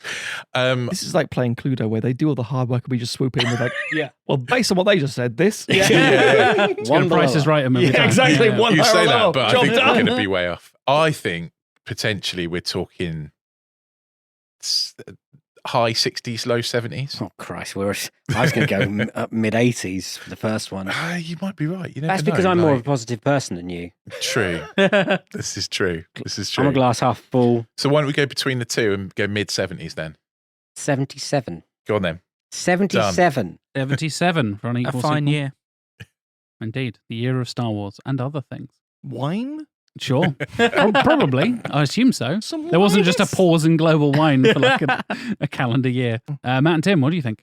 Given all that, Yeah. I think the whole how much will be reviewed at the time is very much contingent on there's going to be more modern reviews. A lot of rose tinted glasses, a lot of like, it's so aware, it's so clever and bold for a, inverted commas, family film. If you put aside that element, it's just dark and the puppetry so good. I have a theory. Uh-oh. Okay. And by that, I just mean a number. Yeah. We're in It's the a room real where scientific theory right now. We're in It's the a room number. when it happens. Go on. I'm going to form the United States government. Sorry, Hamilton reference. Okay. Going to steal the Declaration. That's not a crossover. Now with that's Iron a Man. sequel There we we go. need. I think it's high 80s. I do not think it's going into 90s. I think there's enough people going, oh no, it's a trashy film. I don't see it being 60s. Although, let's face it, Blade always comes in. I think if The it was dreaded 57% of Blade 2. I think yeah. there's reviews at the time, consider it's 3 out of 5. I think mid to high 80s. Tim, your thoughts, please. I agree. I think the retrospective is really going to swing it. I think there's going to be so many people coming in who are basically just looking for an excuse to write about Gremlins and praise it. Yeah. Of like, oh, DVD release, Blu-ray release, etc., etc. And I think I genuinely think it's hard to, when you look at the quality of it, of the puppetry and the special effects and the performances and everything. I think it is hard to look at it and go like, well, that's a 2 out of 5. I'm sure there are critics who have said that because there are people who are like, it's too violent or it's not violent enough. Or, I was offended by all those gremlins coming out of that little furry boy. Exactly. That's my review. All right, Pinocchio. Yeah. We told you, Matt, you've got to stop quoting your website on the podcast. What's the point of having a podcast? So I think, let's say 87. Go 10 higher than the Unequal Boys.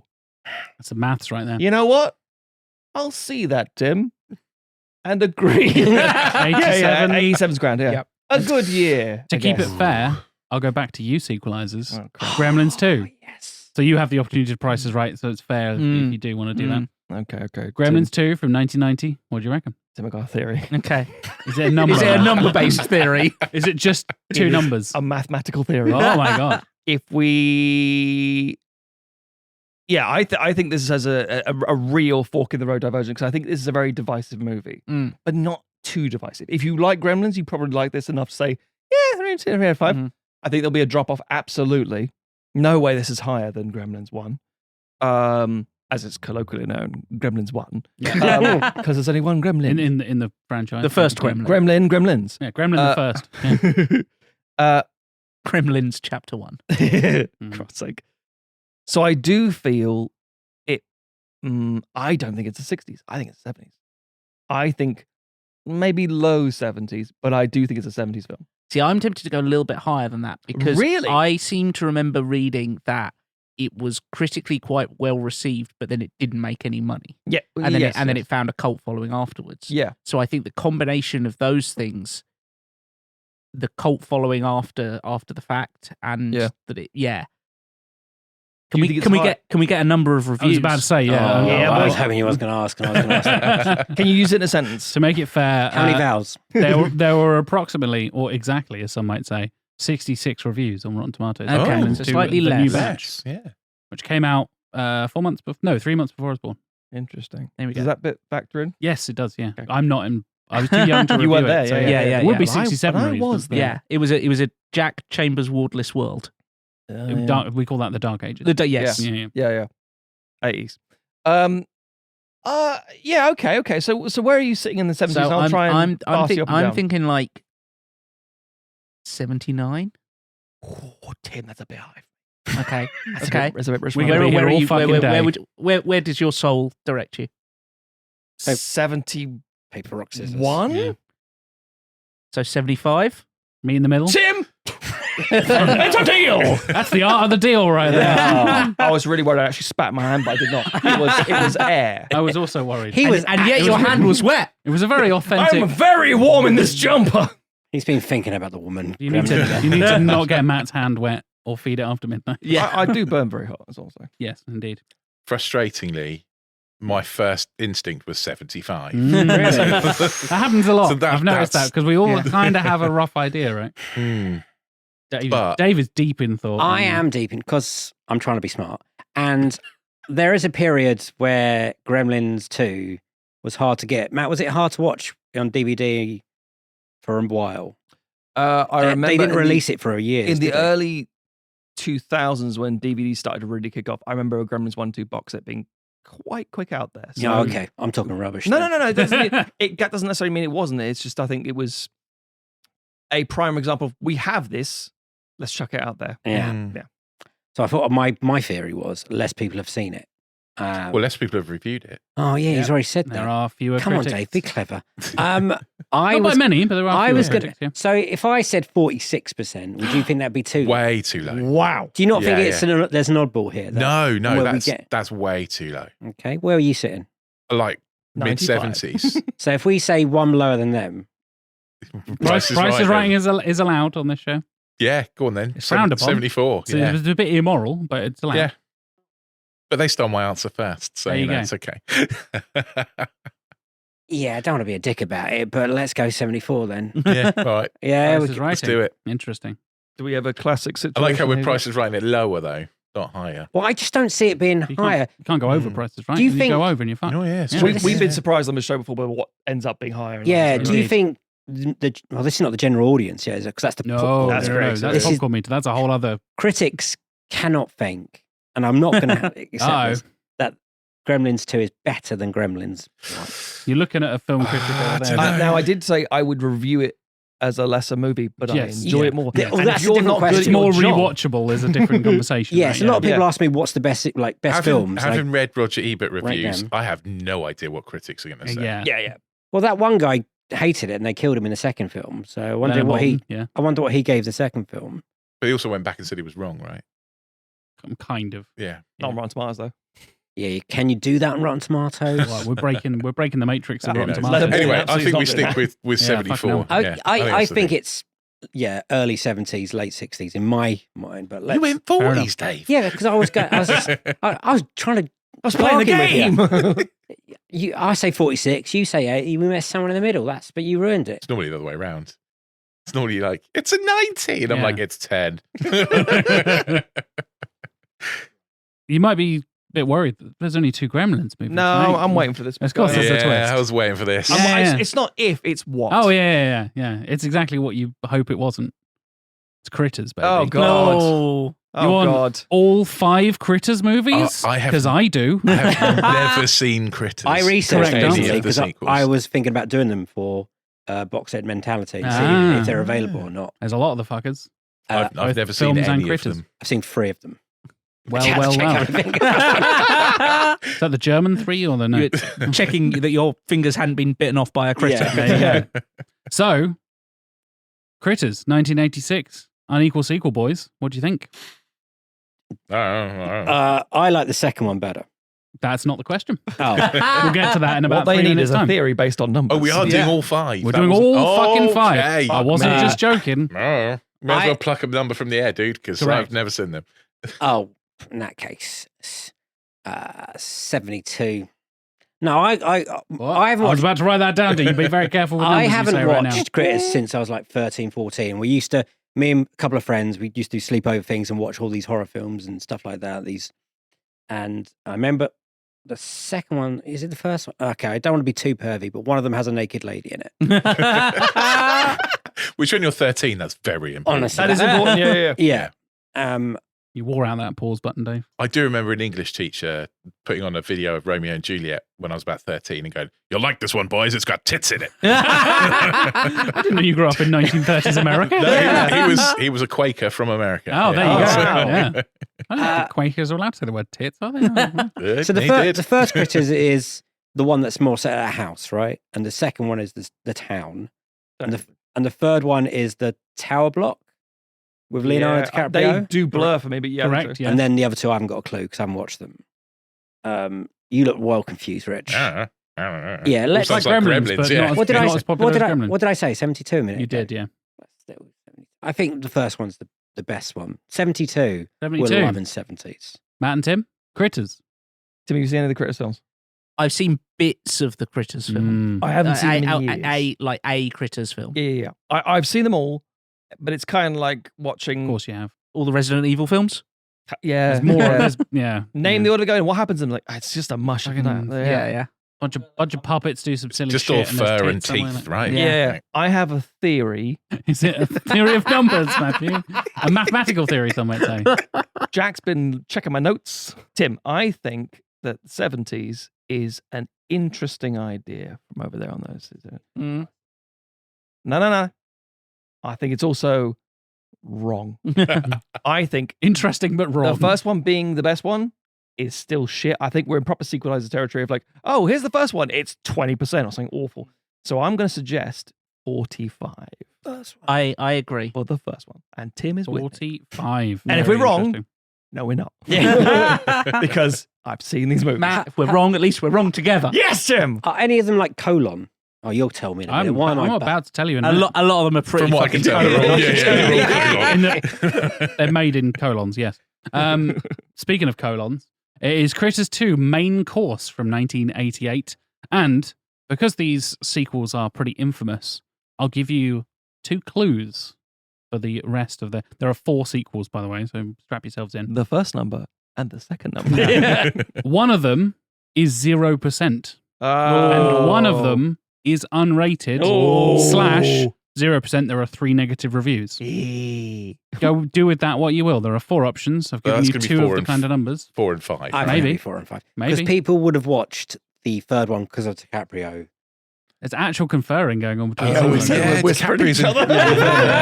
So the second You're one, too far away to whisper to each other. Yeah. the second one is when the bounty hunters come back and they recruited someone from the first film. I didn't realize you knew the law as well as Rich knows the Gremlins law. I watched this before I watched Gremlins, so and like I said, there's new. And I so know this the was your Gremlins law sexual 'cause I awakening. Yeah. researched it for today. Cameron Diaz is always the sexual awakening. Oh, that sounded real creepy. It certainly did. Yeah. Welcome to That- Sequelisers. that's the social clip right there.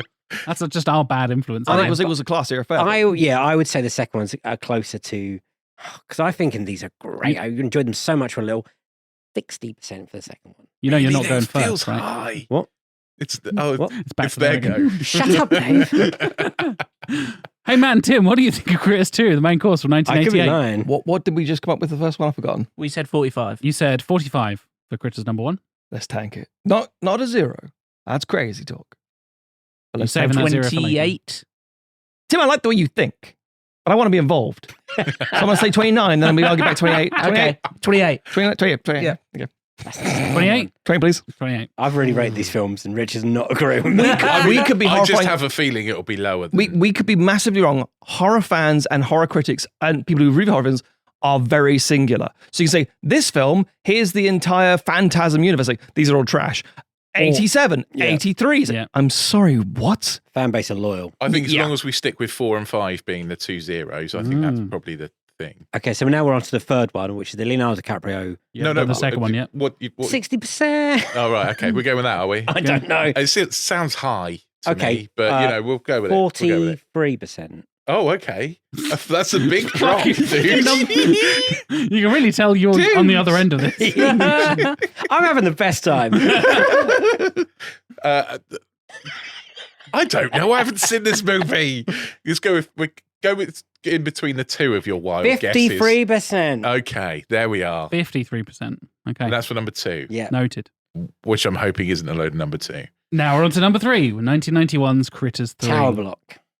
Is this the one you said you thought was better? No, the first one I would say is better. Oh, I thought you said a sequel was better than you liked a sequel more than the first one.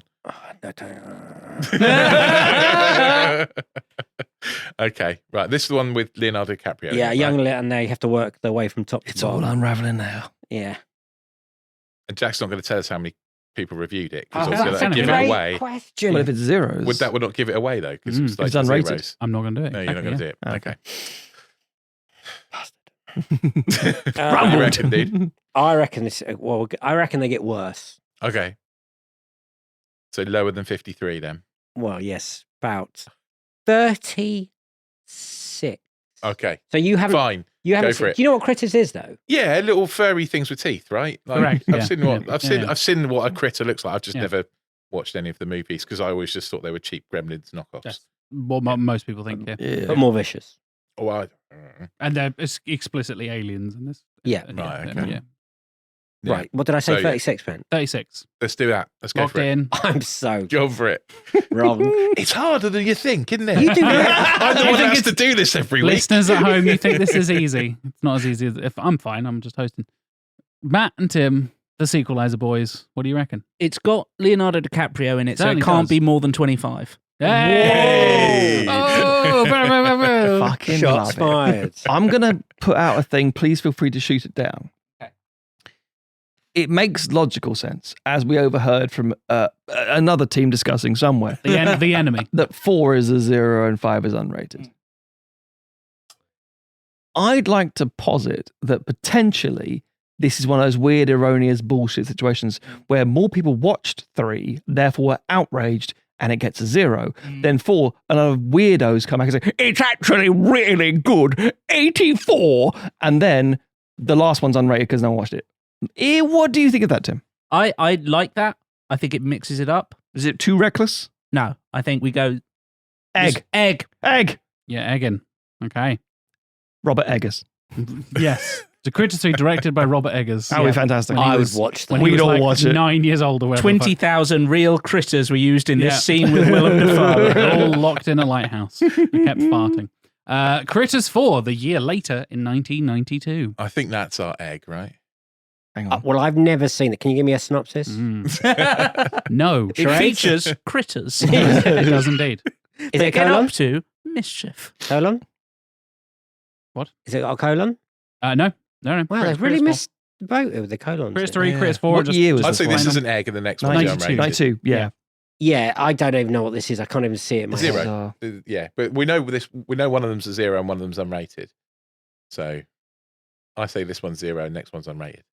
Yeah, because the unrated feels like it's going to be like a fan fiction made. Yeah. By the time you got to 5, such diminishing like returns. Kickstarter. Would you like the poster? That'll cheer you up a little bit. Oh, That's always a thing for me. Has Critters Matt 4. memorized it? yeah, that's a 0 poster. It's exactly what you think Honestly, the poster is. Great podcast. It's a Kind of all critter of them. exploding through the paper of the poster. Like, Yeah. nothing exciting. in space. It feels like this might be the first time critters are in space! space. Yeah. So the effects are going to be so good. It's a 0. That's how that works. in Okay, 99. 0. Because I can't be anything else because it has to be 0 or unrated. So 0. I see we've thrown Can't wait to all, win at this. all logic to the fucking wind, but we didn't go So first. How dare? How dare? I'm kidding, Carol. Yeah, whatever. It doesn't matter. Yeah. So I think this will be one of those ones where it just hit the threshold of the number of critics. Yes. So it'll be like 25. 12 'cause- critics, Yes. and therefore it's like 32% because 2 of them liked it or something. Yes, like I agree. Yeah. I agree with that entirely. 32. that. 32. 32. They look so confused that they agreed for a second. Yeah. We're usually at odds with each other in terms of numbers. That's the thing. So working as a Just in team is a bit general in life. unusual. Sweet. Yeah. I'll Well, shiv you. It's a Christmas miracle. It is! So Unless both we think- lose. We both think the 5th one's unrated then, in that case. Yes, I think so. By That, yeah, process of yeah. elimination. So we all win that one. Or we Or lose not, because or it's we in all fact lose. 47%. Oh, I'm not good at this. We don't know if we're good at it yet either. We'll find out. Critters Attack from 2019. Critters Attack. People might have watched that. 2019. Yeah. I Wow. wonder if it's a legacy sequel. Yeah, it's Wouldn't definitely, it? it's definitely Well, in that case, rated. maybe 4 The is the synop- unrated and there's- 5 is there's this a one single that's got cell a It's What's too the late. synopsis? We've Oh, already yeah. submitted our- we've locked in now. Yeah. The new information came out of nowhere. Unless I know. we decide to disregard the information we've been given. Oh, just go crazy. enough. We just go crazy. Do we like?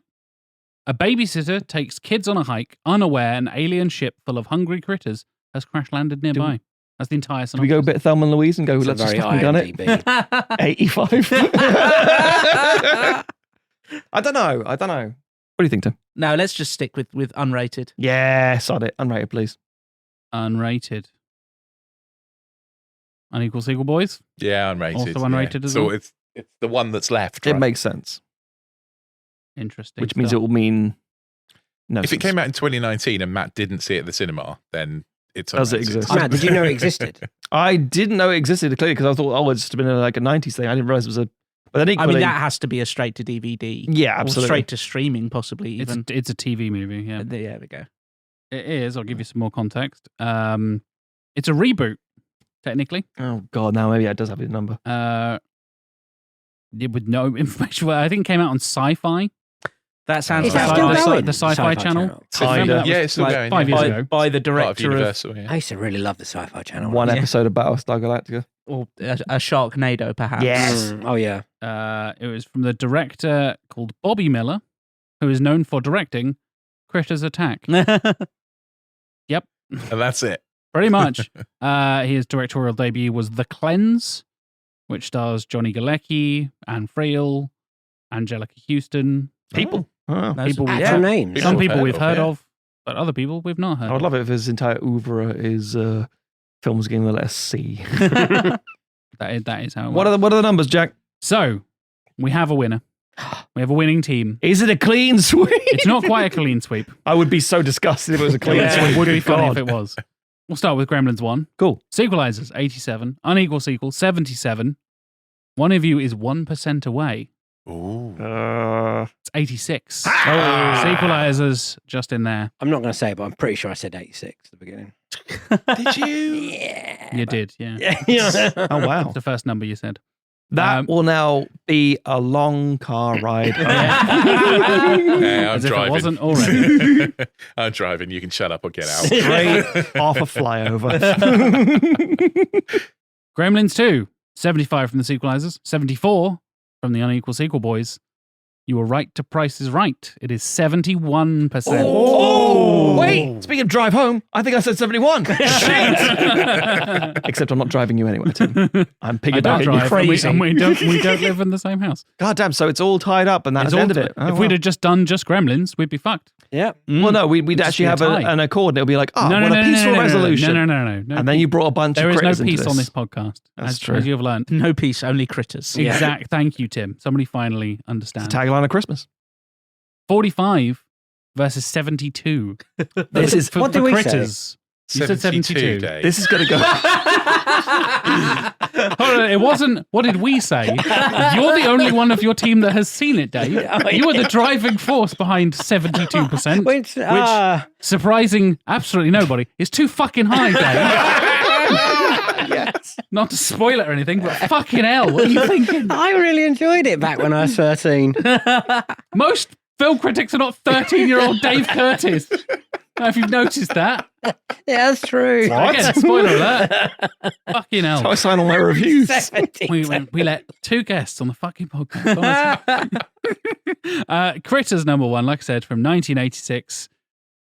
45 from the Sequelisers, 72 from Unequal Sequel, Still a chance. 52% closer to the Sequelisers. Tim, I think we'll be all right. Hopefully. Critters 2 main course, 1988. We have 28 versus 53. Yeah, I feel like we're in for a chance. For the first movie. That was almost bang on for the first movie. Yeah. I'm genuinely curious to see where this goes. Yeah. Critters 2, 38%. Wait. So only just What is the maths? closer to you. 10% away from the Sequelisers, 15% away from Thank you. Christ for that. So it was very, very close. Very close. Mhm. Critters 3, 0 from the Sequelisers. Oh, we went bold. Yeah, I forgot. 36 We might have from fucked it. Unequal Sequel. It's the egg. Well done, Sequelisers. Absolutely come nailed it. It is the 0. Oh, I'm I am so. shocked. I'm so. You are shook. If I may, for a moment, How many- gloat and give an acceptance speech. No, it's solely down to the way that, like, the problem with the Rotten Tomatoes game is you start thinking logically about the movie rather than how many people saw this, how many people are Yeah. angry by the third film who don't turn up for the Correct. fourth one. Yeah. Stupid shit like There's a that. whole meta to this Yeah, Rotten yeah, yeah. Tomatoes game that we're How many just people goes did underappreciated. review it? Critters 3. Let me have a look. I'm never going to slack you off in this game ever again. Smash cut too. You fucking idiot. He did. There are 7 reviews. Yeah. So it just exactly as you said, Tim, just barely scrapes past and gets a rating. Absolutely nailed it. Okay. And I'm surprised because, like you say, like DiCaprio's in it, so Yeah. more people have Yeah. gone back and watched Young- it. But He Nobody spent gives a he shit spent a DiCaprio. lot Yeah. of money burying any reviews. Correct. Yeah. Speaking of which, Critters, number 4 from 1992. Sequelisers, 32%. Mm. Unequal Sequel, 0. It's the unrated one, folks. Oh, damn! Nobody Oh, gave a shit wow. about Critters 4. wow. Okay. So- Wow. So we're both So what's wrong closer? on both By Zero. default, 0 is Yeah, closer. so So, that's- yes, yeah. it's unequal Sequel Oh, wins. this is pretty close, Nope. right? No? You've lost. You gave the same answer for the last one. Oh, So yeah, you've that's lost. true. Yeah, yeah. It's currently 4-2, and you both answered the same Yeah, answer the last yeah. one. I I forgot love- we both give the same answer. I love Yeah. the audience on Last one. tenterhooks going, no, sorry, Nope. no. No. If You know they're- what? I'm really proud of If us. they're somehow able to pay attention through all this chaos, That's then a they've fair already point. done the maths. Yeah, if Speaking you're of still doing listening maths- and haven't turned off by now, well done you. Yeah, an hour and 40 minutes into this podcast. Critters Attack from 2019 is rated because it came out in 2019, so people like, Yeah, there it is. That's a director and that's his a film. family. Yeah. probably, yeah. That is unfortunately quite highly rated. Oh, there. I fucking. It's is what you said. 41%. He Critters cannot be Attack. trusted. 17 reviews from the critics in 2019. The first one, I'll just scroll down here, audience review. It is literally the worst! In caps. So yeah, off to a good start. Sequelisers, defending your title of the people who do the Rotten Tomatoes game on their show the best. I like that you turned silently. But the audience still heard it. There's a reason we borrow it every week. The original Rotten Tomatoes people reign victorious. I mean, it's not plagiarism if you mention your sources, right? If we do a crossover, it's not a plagiarism. Right? That's how that works. It's plagiarism when we do it, but we do give you credit every time. It just comes down to the fact of like having done this crap for so long, been so shocked by how and I can see the patterns forming and that kind of nonsense. And every time I'm disappointed, and here we are. Speaking 40%. of you two redeeming yourselves, Gremlins 3, boys. What's the plan? The sequel we'd like to see, your dream sequel, maybe. Yeah. So what's Gremlins 3, the last batch. Ooh, hello.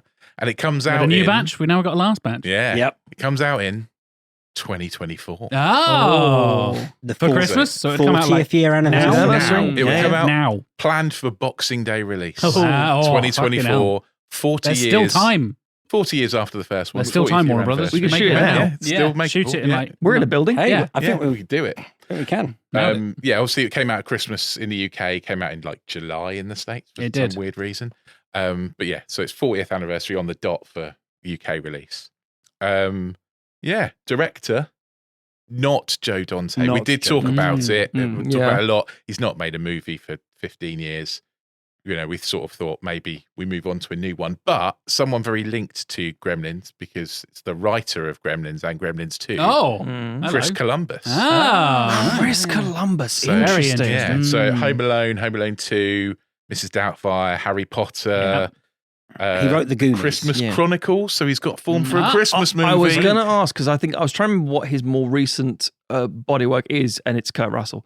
As Father Christmas, which is fine. So there's movies that, but there's also Netflix tends to be like a 2 out of 5, 3 out of 5. Like, it is what it is. You kind of forgettable, but it's got a big name attached to it. So interesting because the problem is with director, as we've done on the show many times, is you come in and say, this person did it really well before. And we've done it ourselves. Like, I think that's still in them. And sometimes you get a whole, look, this person can come back and be fantastic, insert name here. Yeah. Or you go, oh shit, Francis Ford Coppola's made Megalopolis. What the hell was I thinking? It's just because you did a Godfather and Apocalypse Now doesn't mean you're going to be able to do it now. Yeah. Chris Columbus, I think, has, and that's why this thing is important, because I think if you said Joe Dante, it'd be like, I don't know if there's enough to really warrant that. But Chris Columbus, drag him to do the second one. He could be there as a producer or on hand. Him and Spielberg are there. Spielberg's in there somewhere. I'm listening. Yeah. Okay. Obviously not our favourite director in the world, but you know, he suits this movie. He suits what we're about to tell you. He suits especially what we're about to sort of talk about. And in the timeline, we think they filmed this in 2023. Yeah, because in 2024 they're doing Thursday Murder Club. Yes. Yeah. So they're in pre-production at the moment of Thursday Murder Club. So he's filming it. Is he? Are they? Definitely. Well, we're still like announcing cast on. No, they're filming it. Okay. All right then. Okay. So returning cast. Yep. As Billy Peltzer, Zach Galligan, because how can we not? Yep. What's he up to nowadays? Is Nothing. Nothing. Right. We checked his He's diary, one of those and notable he was for Gremlins. free. Gremlins 2 and It's usually like, is he free? He's available. Is he controversy free? As far as we know. As far as I can tell, I did a good Google. I did give you guys the heads up, and we say this all the time. Like, always make sure, yeah. Just add the word allegations or controversy to every actor or director you think about including in your pitch. Well, do you have to be a teacher to be checked? Because you've DBS check. Yeah, we DBS checked him. Yeah. And he's fine. You did the enhanced DBS check. I had to have that when I was working in school. Oh, really? Yeah. We've done that. Yeah. He's fine. He cleared. We'd like to point out, if something comes out next week, we are being facetious and joking and very funny. Oh, God. If he turns out to be a monster, We have done on. that before. We had to change things mid-sentence through Yeah. recording once. Let's carry on. Yeah. We guarantee he's fine. Not a guarantee. That's so a more guarantee returning from cast. Unequal Sequel, not from Sequelisers Limited. We are not legally responsible for anything that comes out of Dave or Rich's mouth. Mostly Matthew. What? Further returning cast, there's Daniel Clamp we have John Glover. Oh, I like a bit of Glover. Yeah. yeah. He's so good at playing an oily businessman. Yeah. Like it seems to be the only thing he ever plays. He but played the devil at one point in the exact same way. I was like, Yeah. Yeah. good work. Yeah. I mean, he's even memorable in Batman and Robin for that Yeah. like little Yeah, thing. yeah. Mm. And that's it. That's our returning cast. Interesting. Okay. Okay. New cast. Okay, here we go. Here we go. This is the spicy stuff. As Steve Reed, Nick Frost. Oh, I okay. see this Hello. going in a interesting. Hello. Yeah. Okay, So obviously okay. Nick Frost, Hot Fuzz. Yep. Yeah, all those 3 movies. The Cornetto lots of trilogy, different things. yeah. You know who Nick Frost is. I Yeah. know. If you're listening to this podcast, you know who What, Nick played Frost is. notable Everything. Norwich wrestler Ricky Knight. Yes. Yeah, fighting Yeah. with my family. And then following that, I think the rest of our cast is going to be summed up as played a young version of. Like when we Interesting. describe who they are, as very young cast Yes. now. So much so I had to ask him who they were. Yeah, there are links on the. You can click the link. I did it. There'll be, there'll See be who links these on the people are. post, don't worry. So Sam Reed, we have Bo Gadsden. She is. You will have, if you've seen Rogue One. She plays a young Jyn Erso. Ah, nice. Rogue Yep, One basically plays like young versions of people pretty well. She's a young Princess Margaret in The Crown, British actress, of the right age. Yep. Where we're looking at. Mhm. As Regan, we have Diana Babnikova, who was in Candy Cane Lane, another Christmas movie. She was, again, a young version of a character in that. But I've just seen her in essentially- fucking Craven. Yes. Yeah. God damn. Was she the standout? Yeah. Crave. That's not. No. Just There's no such thing as Crave. she's in Craven. Let's Yeah. just leave it at that. She's a working actress. Yes. She's doing great. As Alex, we have Isla Johnson, who again is from probably best known from The Queen's Gambit, Ah, where she plays the yeah. younger version of Anya Taylor-Joy. Oh, And that okay. character in that that TV series. Not really many movies, but again, that's the kind of cast we're going for. We're Yep. keeping the Yes. budget relatively small Mm-hmm. and relatively British. Yes. Mm. I could feel a vibe here already. Yeah. As Andy, we have Roman Griffin Davis, you might know as Jojo from Jojo Rabbit. Yep. And a few other bits and bobs again, like that kind of Mm-hmm. similar age British actor. And finally, we have Mikey, played by Lenny Rush, I who don't you'll know. know from Doctor Who recently. Yep. Am I Being Unreasonable? British TV. Yeah. You know, Very British cast. very Yeah, British. very cast. British. Interesting. Again, it's the Yeah. point where I would usually jump in, and obviously we'll save this for the later points in the episode, because they think, oh, that's a big British crowd. Better than usual for Chris Columbus. It's like, no, Harry Potter. Yeah. You can't Exactly. even Spot say on, like, absolutely. well, we're more suited to somebody who's like, okay, I don't know what the setting on the tone is yet, but it's like, Columbus kind of covers that quite well so far. So on paper, so far, I'm liking it. You know, our cast is relatively young, and Chris Columbus has a history of working with a younger cast. Oh, You yeah, get- absolutely, yeah. Like the Harry Potter. It's the Donna thing. And that- getting good performances. That's out of Yes, exactly- it. and yeah, that's yeah. the main thing. That's what we will really want out of him. If he doesn't deliver, he won't be back for the next one. Dave's brief as the producer of this to me was, I want it like Stranger Things. So that's where I've kind of Fair young enough. cast, that kind of, Yeah. Yeah. So that's where we've gone to. That does feel like a producer brief at the end of the day for that sort of thing. Yeah, so yeah. that makes sense. That's what I work best as. I'm an ideas man. Okay. A young couple walks arm in arm past the Louvre as the title reads Paris, France, December the 21st. Full Christmas movie. Yeah. Okay. Full Christmas Yeah. movie. French Christmas. The couple speak in French, and it becomes apparent that the man is about to propose. He gets down on one knee. As he gets down on one knee, a considerable crash makes them both jump and turn towards the sound. The man screams, a very high-pitched kind of scream, as a gremlin covered in a rainbow of paint and brandishing sharpened paintbrushes rushes towards them. The gremlin lunges to attack the couple when suddenly a beam of incredibly bright light hits it, melting it into a puddle of green slime and bones. Jesus. The couple are covered in the green slime, and as they squint against the brightness of the light, a man steps forward, revealing himself to be Billy Peltzer. Billy turns off the light, which appears to be a homemade invention, and apologizes, explaining that he's been dealing with a particularly nasty roach infestation and didn't mean to scare anyone. The couple rushes away, and Billy wipes green goo from his forehead. He speaks into a walkie-talkie to say the last one has been dispatched, but it was a close call. The walkie crackles as a voice from the other end tells Billy they're getting reports of sightings in London. London going like dang, dang, dang, dang, dang, dang. That cut of Big Ben. Not and then, quite. So far, I've heard there's a torch involved, which basically sounds like you wanted to build another goddamn torch. Is this a building-shaped torch? This is Rich playing the long game. I'm thinking more like a Shaped like the- massive big light strapped to his chest in a very kind of like his from dad X-Men kind of a thing. Yeah, like his dad would invent kind Got of. it. So he picks up that somewhere, willingly or unwillingly. Yeah, the inventor again. Yeah. To briefly mention his dad, Hoyt Axton is just wonderful in the first film. He's brilliant. I miss him in the second one. He's just like, the fact that it opens with this weird like noir voiceover kind of thing. Like, okay, It's maybe great. Gremlins isn't what oh no, it is what I thought it was. Yeah. Steve Reed walks along a quiet, picturesque English high street talking on his phone. There's a light dusting of snow on the ground, and Steve is wrapped up against the winter cold. Christmas movie. Yeah. A title appears and says Tring, not London, England. Nice. I like that. December 23rd. He turns up a flight of steps and walks through a door. The sign above it says The Natural History Museum, Tring. Steve talks on the phone to his ex-wife about his daughter's plans to stay with him for the week and that she can join him at work while her mum is visiting her new husband's family for Christmas. Steve explains that the museum will be closed between Christmas and New Year and he'll be the only one there, so Sam, Steve's daughter, can bring a few mates with her to keep her occupied. He finishes the call and walks through the museum, past glass cases of stuffed animal exhibits and skeleton displays. He heads down a flight of stairs to the basement, where he reaches a cluttered desk and sits down. And as he does so, Steve hits a large wooden crate under his desk with his leg and swears while rubbing his shin. As Steve looks at the box, he shouts to no one in particular that they delivered something to the wrong museum again, and this isn't the bloody London one. Steve leans under the desk and hears a strange, ethereal singing sound from the wooden crate. This is incredibly British so far. Incredibly British. Nice.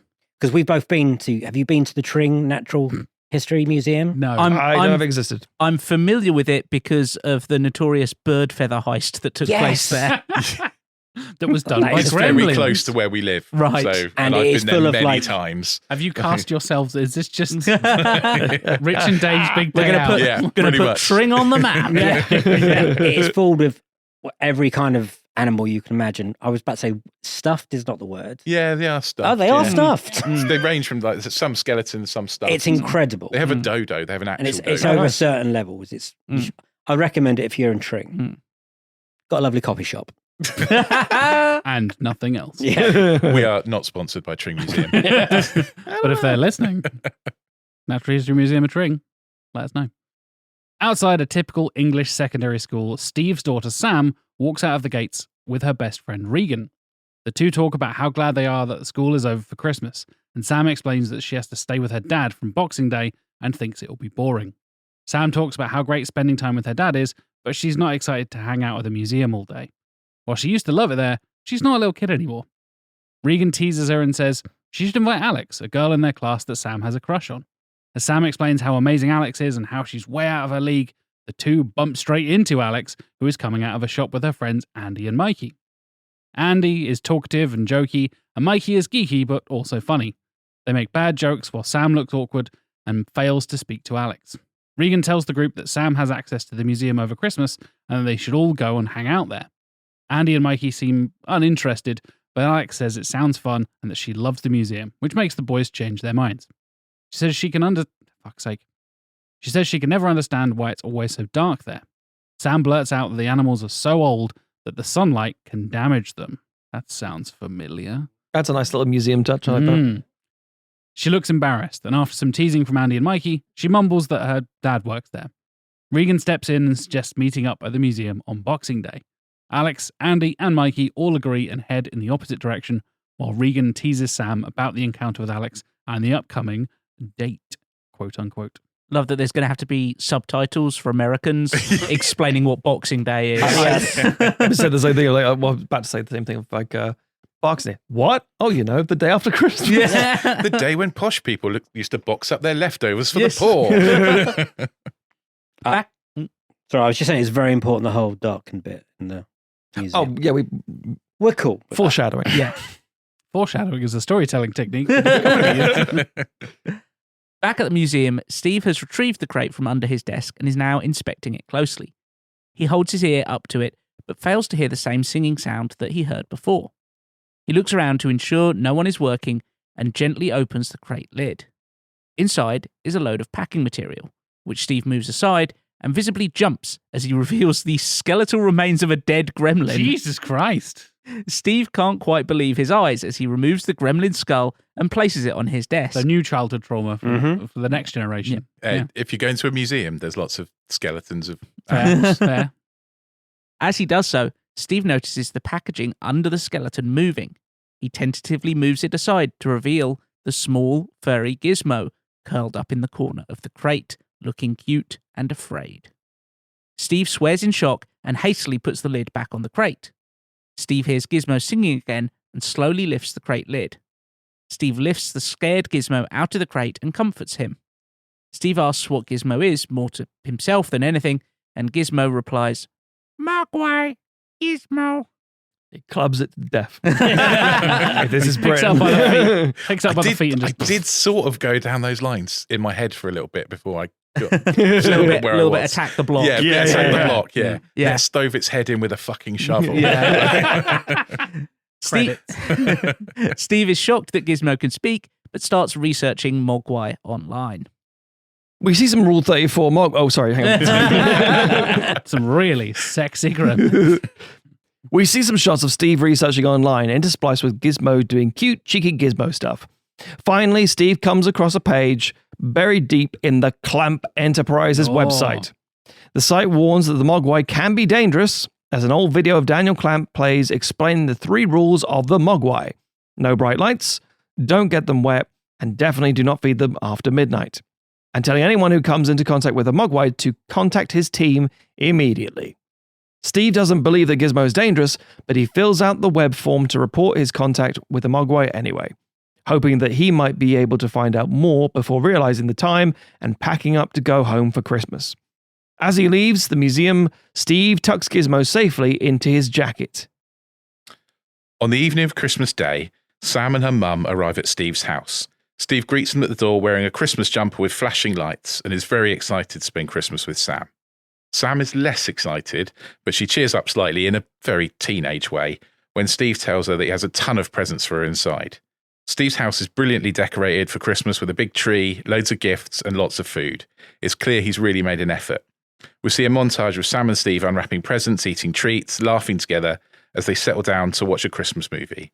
Steve tells Sam that he has one last gift for her and disappears into another room, returning with Gizmo wearing a little red bow. It's not really meta and they're watching Gremlins. I did, again, Because that's a very Gremlins thing we to did do. think about that, but well, we probably should make it Gremlins. There's a that whole, they're like, watching. as soon as you introduce characters watching films, that mean that director exists in that universe. Like, is that the same director? Yeah. Like, he produced that film. I mean, so they does should that be look watching like- Critters. I'm about to say there should be Critters. Yeah. but that's Oh, not even very better. Christmassy, but yes, Critters yeah. 5. Yeah. Yeah. Sam instantly falls in love with Gizmo as Steve tells her that she must be very careful and follow the 3 rules strictly. He's trusting her to be mature enough to care for Gizmo. Sam asks if she can bring him to the museum tomorrow, and Steve agrees, surprised and pleased that Sam seems excited to visit the museum. Steve and Gizmo both fall asleep on the sofa while watching the movie, and Sam puts a blanket over them as she heads off to bed. Steve moves in his sleep and knocks over a drink on the table beside him. The liquid slowly trickles off the table and eventually drips onto the sleeping Gizmo in a long and convoluted way, causing him to give birth to 5 much less friendly Mogwai. The 5 new Mogwai, led by Ginger, a seemingly more intelligent Mogwai with a streak of red hair, capture and torment Gizmo as we see a clock on the wall tick past midnight. The Mogwai gang ties Gizmo to the top of the tree like an angel. Then each begin to eat various festive treats from around Steve's house, while Gizmo, sad and unable to move, watches on from the tree. That's some merchandising right there. Gizmo Christmas. Gizmo Angel. tree. Yeah. We are going to Tick. sew so much shit. There's so much- Yeah, I'm going to be so rich. Later, Steve wakes up with a start to find 5 slimy green cocoons on his living room carpet and Gizmo tied up. Steve rescues Gizmo and calls for Sam to help. After panicking about the cocoons' appearance, Steve and Sam decide to take them to the museum. Hiding the cocoons in a giant Christmas box and Gizmo under Sam's coat away from the morning light, they leave the house and head to the museum. You definitely don't want to wake up to slimy cocoons. Never fun. What did I do last night? How hungover am I now? That's the teenagers, isn't it? Yeah. We're also trying to spice up with the colour variations of the Gremlins now. So we're introducing a ginger one. That was my request. Yeah. Again, producer notes. Yeah. We need a ginger one. Notable redhead Dave Curtis. It's in the movie.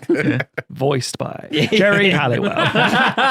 Oh, talking of voices, we didn't bring Howie Mandel back to be the voice Howie of Mandel's Gizmo. fine. Like, Yeah. whatever. Yeah. He's all right. Yeah. There are people out there who can do a better job. It's fine. There are lots of good professional voice actors. That could be. Tim, Frank define what is now. Welker does some great work because it's Frank fucking Welker. But yeah. Mhm. Steve and Sam arrive at the museum and put the cocoons in an empty display case while figuring out what to do.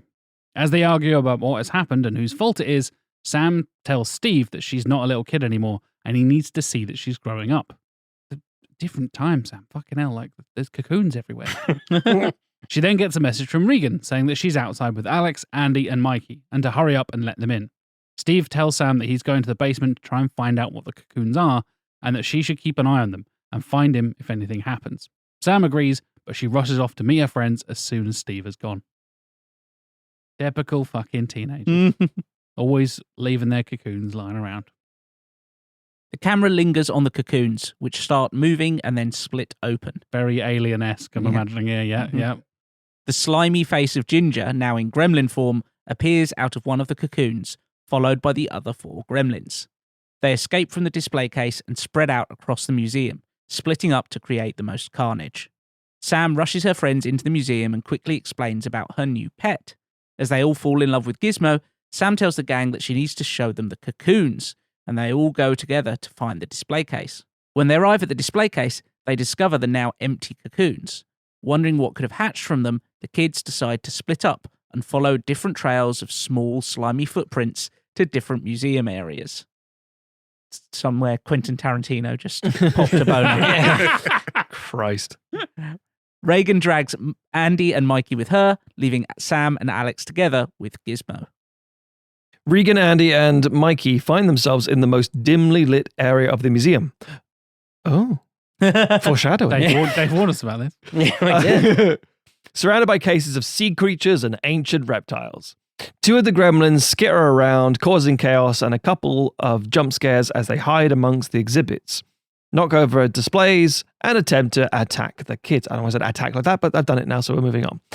Andy grabs a nearby swordfish exhibit, using its sword to fend off one gremlin as it lunges at him. Meanwhile, Mikey uses his tech skills to hack into the museum's security system and trigger an emergency floodlight, which causes the gremlin attacking Andy to explode, covering him in green goop. I see this is a stealth swordfish sequel as well, Yes, with yeah. both the swordfish and some hacking. This is the Night of the Museum swordfish and gremlins crossover, I assume, yeah. John Travolta arrives and says, hack this while this woman's giving you a blowjob. That makes no Halle sense. Berry's perhaps all right. People haven't seen Swordfish, so what the fuck's going on? Okay. Regan, the most fearless of the group, lures one of the gremlins into a large exhibit hall filled with giant prehistoric creatures. Regan, using her surroundings to her advantage, sets up a trap using a stuffed Dinosuchus exhibit, which is a giant ancient crocodile, tricking the remaining gremlin into its jaws as Mikey jumps onto the top of the stuffed animal's head, squashing the gremlin between its teeth. Jesus Christ. This is the top quality gremlin violence. Yes. Just the... But also cartoony enough. Oh, it's yeah, still- absolutely. Yeah. It's fun murder. Yeah. Regan and Mikey hug and find the usually talkative and jokey Andy still covered in goo and scared into silence. Scared into silence in the corner of the room, gooning away. In the dark, sorry, thank you. Yeah. As Andy... That's why it's so dark. So you can wank in peace. As Andy mutters that he's not going to be able to explain this to his mum, a third gremlin leaps out from behind an exhibit, aiming to bite Mikey. Andy reacts first, holding out the sharp swordfish sword and skewering the gremlin through the chest in midair, almost by accident. I mean, kids' gremlin violence is fine. Yeah. And it's green, it's not red. It's As long as one of these kids gets like put in a microwave afterwards, I'm like, oh no, we should learn. Wait for it. Sam and Alex find themselves in the eerie, dimly lit museum gift shop. The shelves are filled with dinosaur figurines, books, and plush toys, which provide a perfect hiding place for a gremlin that darts around the shop, making the girls nervous. I like the classic pan across all the toys. It's just like, that one's definitely a gremlin. Oh, But the it just sits there ET staring at the camera. thing, and then eating the cupboard. Yeah. Gizmo perches on the shop counter, twitching his ears and sensing the danger. Sam picks up a broom and Alex a metal rod. I'm thinking it's like off the shelving or something, you know. And they, in a callback to the second movie, give Gizmo a toy bow and arrow from a shelf, making him determined and happy. Obviously, they don't know about the second movie, but I put that in brackets because I want it to be obvious what I was doing here. Joe Dante actually contacted Sylvester Stallone to ask permission to use the Rambo thing. Wow. Really? Because apparently Stallone is real fucking cagey about that stuff. Yeah. It's like, don't touch my fucking movie. So we have to get in contact with. So yeah, you might Sounds have like to. You it, have to give Sly a bell, and He'll be fine. He's He'll be not fine. cagey. he's He a makes guest on so the many next shit season ones. anyway, right? So you'll be fine. Yeah. As they creep around the gift shop searching for the gremlin, Alex tells Sam that she knows Sam likes her and that she feels the same. Sam is surprised and happy, and the two touch hands as they search. At that moment, the gremlin attacks. As it leaps towards them, Sam, with surprising agility, spins the broom to block its attack. Alex steps forward, her courage bolstered by Sam's bravery, and strikes the gremlin with the rod, sending it tumbling into a display of plush dinosaurs. The gremlin screeches in fury, but Gizmo leaps into action, firing toy arrows and distracting the creature, which turns just long enough for Alex to pin the gremlin against the counter while Sam quickly ties it up with a string of Christmas lights. Sam and Alex hug and share a moment while the gremlin tries to escape the string of lights. In a last attempt to get free, the gremlin bites through the string of lights, electrocuting itself to death. Nice. Moron. Down in the basement, oblivious to the goings-on upstairs, Steve finally discovers some more information about the cocoons, including some hazy CCTV footage of gremlins attacking people. Panicked and worried about Sam, Steve attempts to go upstairs, but runs straight into Billy instead. After some confusion about how Billy got into the museum when it's closed, Billy finally explains that Gizmo used to belong to him, that he got lost many years ago, and that Billy and his wife Kate have been leading a team from Clamp Enterprises to track down and destroy gremlins all over the world, while trying to find his Mogwai friend. His latest intel led him to London and eventually here to Tring. Steve comments that people always get the wrong museum, while Billy explains that Sam is in great danger, and he and Steve rush up the stairs to help. I like the very specific local references, man. Always get the wrong music. No, it's nice. Yeah. I think that translates internationally quite easily. Like, yeah. This isn't the same thing. Not every fucking thing happens in London. Yeah. Or New York. Yeah. American equivalent, exactly. At the top of the stairs, Steve hears a large crash and turns to see Ginger on top of a giant stuffed polar bear. Ginger knocks the polar bear on top of Steve, trapping him underneath. Ginger approaches Steve with a large, complex-looking machine in his hands. Steve shouts that it's the stuffing machine used to fill the animals with a new synthetic, longer-lasting stuffing. Ginger is about to shove the machine's nozzle into Steve's nose when Billy reacts and turns on his homemade bright light, causing Ginger to drop the machine. The light fails just at the wrong moment and goes out. As Billy tries to get the light back on, Ginger hits him over the head with a large fossil, knocking him out. Ginger spots a water drinking fountain and heads towards it. Steve struggles to get free, knowing it's all over if Ginger can multiply. Ginger reaches the water fountain and stops to grin menacingly at Steve as his hand reaches for the water. Suddenly, Ginger stops and looks shocked. His eyes bulge and green goop sprays from his mouth and nose. Steve looks up to see Kate. Hey! Good luck getting Phoebe Cates. She came back for Secrets of the Mogwai, so we might be able to. That's fair enough. Voiceover there, man. She's doing it long. Do that. That actually, weird enough, I think if you already got that thing, well, you might as well do this as well. Okay, I'm this sure. is happening while that show is happening, Yeah. assuming that's happening in the sacred timeline of the Sequelisers timeline. Yeah, you can shut the fuck up. Yep. And plus, we like her really cool. It shows like a real hero We moment. just really wanted Phoebe Cates. Yeah, we love Phoebe Cates. Everyone loves Phoebe Cates. Steve looks up to see Kate Peltzer has stuck the stuffing machine into Ginger's backside and turned it on, stuffing the ground. Is this some fantasy fulfillment here? I just I thought, really what's want the Phoebe Cates to most? put a stuffing machine in my. Anyway, she's back. She's cast in Yeah. my film. Yeah, it's great. Yeah. What's the most gremlin-y death you can think of? Fair. Pretty damn good. I like Being that. stuffed from the arse up. Merry Christmas, everybody. Someone got turkey and stuffing. Yeah, I was going to say someone makes a joke about Christmas stuffing. Yeah, absolutely. Yeah, presumably. yeah. Taste stuff a turkey. That doesn't look like a very tasty turkey to me. Yeah. With all the gremlins dead, the kids and adults find each other, and Gizmo is finally reunited with Billy. Sam and Alex hold hands, while Regan and Mikey hug. Andy is unusually quiet and still covered in green slime. Steve goes to hug Sam, but stops, not wanting to embarrass her. Sam runs and hugs her dad, much to Steve's delight. Sam introduces Alex to Steve as her friend, and Alex hints that they are more than that. Steve suggests they all start tidying up the museum so he doesn't get the sack, and then he'll treat them all to a special guided tour, which the kids don't actually seem keen on. Finally, Kate tells Billy that the only way to end all this is to take Gizmo home, and Billy dejectedly agrees. An animated mid-credit sequence in the style of Gremlins, Secrets of the Mogwai, shows Billy and Kate returning Gizmo to his home in the Jade Valley in China. Ah. Like that. Billy is obviously upset that he won't see his friend again, but knows that the worldwide gremlin chaos has to end. Pulling out a gun, he... What? Jesus. The spirit of Mr. Wing says... Can you see the rabbits, George? After an emotional farewell... No, maybe it is. After an emotional farewell, Billy and Kate leave, and Gizmo returns to his long-lost family. And they wring the Mogwai's neck. Not content with just the mid-credits, there's also an end credit Oh my scene. God. That's more credits than Craven. An end credit sequence shows a tour of school children walking around the museum back in Tring. One of the children points to the now stuffed Ginger, who's been placed in a display case, and says she saw it move.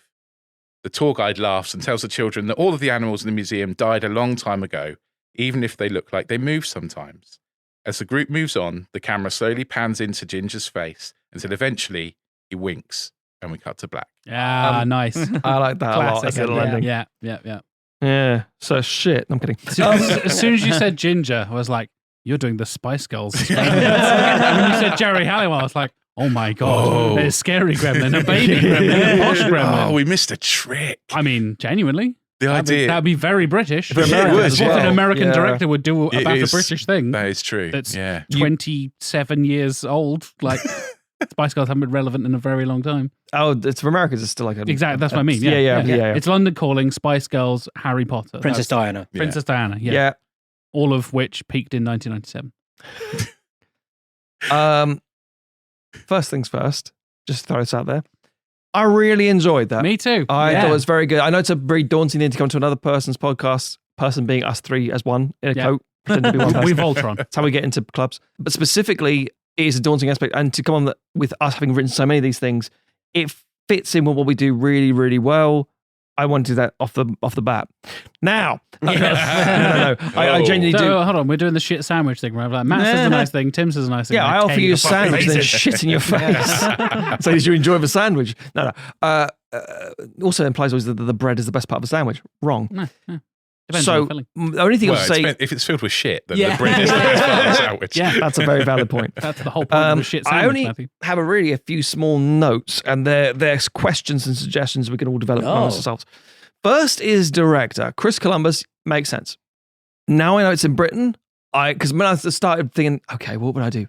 I do Jordan Peele. He knows what he's talking about. We talked about Jordan Peele. Jordan Peele was very much on the radar. Yeah. We also wanted to get him and Keegan-Michael Key into the movie somehow. But again, we couldn't just... We're very limited on characters. Yeah. No. Being British, we couldn't squeeze them in. It just didn't kind of... Yeah. We wanted it to be smaller. Not a huge cast. Yeah, no, I fully respect that. So I think the only thing I was going to bring in is, like, for example, the immediate thing that I think people will be listening and thinking and suggesting, and I want to nip this in the fucking bud now. They'll be going, Edgar Wright. Yeah, shut your face. No, Not appropriate, not correct. Again, directing kids is a huge part of it. Yes. Joe Cornish, however. Hello. No, I can't not see it being a joke because he brings a bit of a darkness to it that he's with Attack the Block. Yeah. I know some of the other stuff he's been working on hasn't been as good. Andy Serkis could be another shout, possibly bringing in. Yeah. I feel you do need a British presence to make it work a little less. Chris Columbus can do it, but given Christmas Chronicles 1 and 2, it's fine. And that's the problem, is fine. I think with this, you want to come out swinging. So that would be my suggestion. Again, not like a fun, but as a thing to float around there. It's a good shout. It's the Joe Cornish one's a really good shout. Yeah. It feels like, and I know we mentioned Attack the Block as it's going on. Years and years and years ago, went to a convention and Joe Cornish gave a speech there, and my wife was talking to him about the whole thing. And a very young John Boyega was talking to us. and say about how had to learn how to use drugs and stuff, and say, please stop telling people this. It gets me in so much trouble. Like, well, you did. I was supposed to learn these things. But yeah, so I think that rapport, that friendliness, that because you do have a Richard Donner Goonies thing where it's like, he's good with kids. Like, I'd never do it again. But Columbus, I think, would bring a very specific, what I can only describe as mirth, in the same way that the first two Harry Potter films very different to the other films, because he brings a lightness of it all. I feel this kind of Gremlins thing needs a bit of edge. Yeah, no, absolutely right. Yeah, I think he'd do a lot of it very well. But I think the anarchy that we're so celebrating of just like sticking a stuffing machine up a gremlin's arse.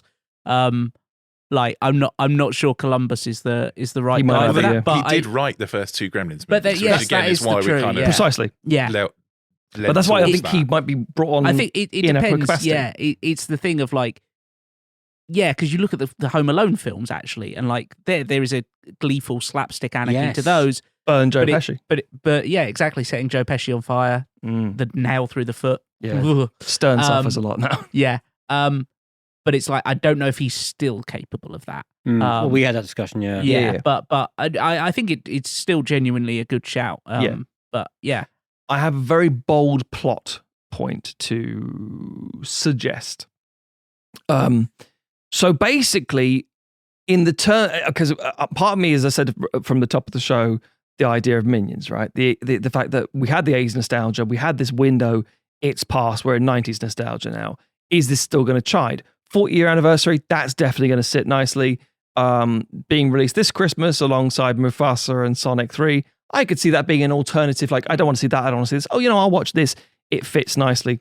Absolutely works. So I'm not going to suggest, well, we make this in 2014 instead for the 30th anniversary. You'd have to shift all the cast. It wouldn't be a bad idea because it would be peak, just before Stranger Things. I think that's 2016, 2017, that sort of time. Peak 80s nostalgia, Ghostbusters, etc., etc. Gremlins 1, small town, fuzzy boy becomes reptile boys, bastards. Second film escalates to what can 3-word synopsis then. Fuzzy, lizard, bastard, gremlins. It's in the movie. That's not the tagline. I don't know what. Yeah. So the second one obviously goes off the wall batshit. Now we're in a weird stage where this isn't a reboot, but kind of has that requel kind of elements of, if you don't have to sing Gremlins to appreciate it. Yeah, just take Billy out of this, and this is a British rebooty kind of thing. I would be worried that people would call this Gremlins. The studio would go, Scream. Call it Scream. We have a Scream. We're in a bad habit of we have a Halloween. It's the same title again. It's like, fuck's sake. Yeah. I know what you did last summer. I think they're doing again. Yeah, absolutely. Yeah. And so subsequently, I feel there is one aspect I think you could do in here that would make it a little bit different. So weirdly enough, I think we mentioned this earlier, if not just in our discussions before recording, the idea of Mogwai to Scaly Boy, as we mentioned, but in the second film, well, let's experiment and splice with them and they become these unusual perversions of nature. What if there is a third evolution of the gremlin, as it were? So Ginger still has that evolution. Rather than going to the water tower at the end and going, I'm going to the drinks machine, I'm going to coat myself, up the arse. As you do. Denouement. You can still have that, but I feel you go a little bit overboard with what's different. And this is one of the most Matthew sentences that isn't Meg Soup. I'm so glad I'm here for it. Come on. I feel being in this Night at the Museum style setting, there's something there, whatever it happens to be, that has a chemical reaction or a sort of Pokemon stone reaction, and it grows into a kaiju-sized gremlin. I don't mean like, city size, but like a big, huge like size of the room. Like, we're in a lot of trouble now. And then you have a slightly reworking of the third act, so it has to be reversed, that process, because it's not fully taken yet, but it's still growing, trapped by the building. And then you finally end up with the whole up its arse, stuffed into a smaller thing so it's contained. But just to give it something that's you get different. A fire hose up its arse. Yeah. But that's what I mean, just more the idea that it is a threat that we haven't seen before, because we've seen them in flight form and electricity form, and I feel that unless we don't have that, we might still be veering into Gremlins 1 territory. Like, I know how this ends. What's the different thing to draw me in? Just as a thought. Great note. I was very worried you're going to go Jurassic World there and be like, human gremlin hybridism. Yeah, I thought you were going to go. That's what Robert Picardo's been working on these some days. Alien Romulus / Alien Resurrection / Gremlins 3. Yeah, fucking I think the general plan was to keep it very practical effects rather than CGI, and try and keep it small. And we're aware of the budget. Sure. Very budget aware. Hence why only 5 gremlins, not a whole town's worth. We had that discussion quite a lot. We did, yeah. We went back and forth on that a little bit. Executive, I need more gremlins, damn it. There was a point where I want a 6th gremlin. There was no water bit at the end. And I love your note, Matt. And I think we just need that. We needed something to step it up a bit more, didn't we? For the ending. For the end. And I think, the giant gremlin potentially. Again, gremlins are what, like 2 foot tall or something? It doesn't have to be like a it can full be Godzilla. man in the suit style. I think could play the gremlin. Because I think with Cornish, he has one attack the block big gorilla sort of like suit that is made to be multiples because of very clever and subtle use of CGI rather than just, not to be bringing Chris Columbus for a second, a cave troll, a troll in the dungeon sort of situation where it's like, that looks like shit. Yeah. But so I think just again, feel free to slap other ideas as well, but just to give it something that makes it stand out as this is a new version, because I agree with you, a contained thing in a museum is a nice separation from it's a small town, a couple of houses, it's a skyscraper. Museum is a very different feel and vibe that isn't just the same thing again. You could even do nods towards the fact that the Mogwai are ancient by there being like some kind of ancient like thing there that's like the, a proto-species or something. Yeah, or something along those lines of like, sort of hidden, secret remnants of this unknown species, but we found these little bits and pieces of it, and then by inject, like it eats the ancient spores or whatever, and mutates. I do like that a lot because most of the time in museums, people, especially in Britain, where they found dinosaur skeletons and put them together, it's like, here's an iguanodon. This is like a rhino horn. That's its thumb. What? And so they could have this unknown creature thing that is assembled incorrectly, so you wouldn't recognize it as a thing, because we already established what a gremlin skeleton looks like, because without the ears, you're like, what does this thing look like? But that would be there. But it's the idea of being a close equivalent. So, I like that a lot. That's kind of where I was going to go. Having even more of the museum-y-ness tied into it, have the gremlins like recognize some of the dinosaurs or something like that, or some of like ancient creatures, and then to tie in with the kaiju thing, they then realize like, oh, one of those is one of our ancestors or something like that with the skeleton. Like, well, if I take that bone from that one and that bone from that one, they're actually from a prehistoric gremlin that is a bigger crocodile-y gremlin or whatever the fuck, and build like not a mech suit, but a bone monster.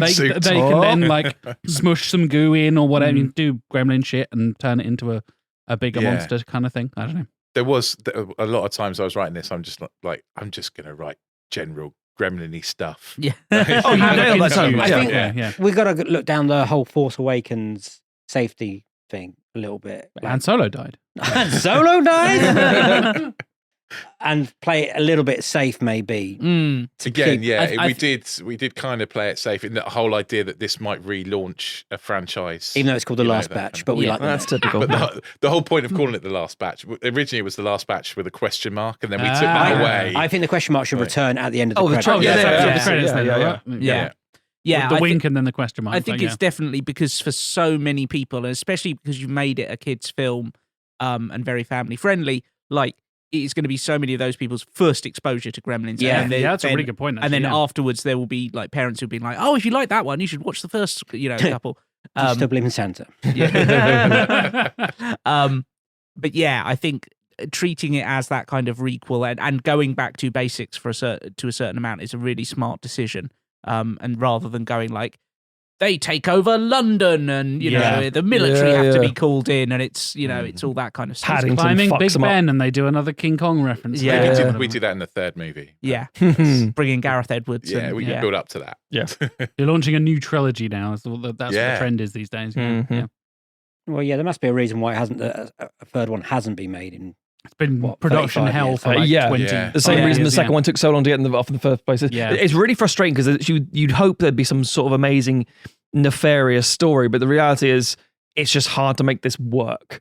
And every time it gets a bit of traction, people say things like, oh, well, do people care about Gremlins? I've kind of already seen this.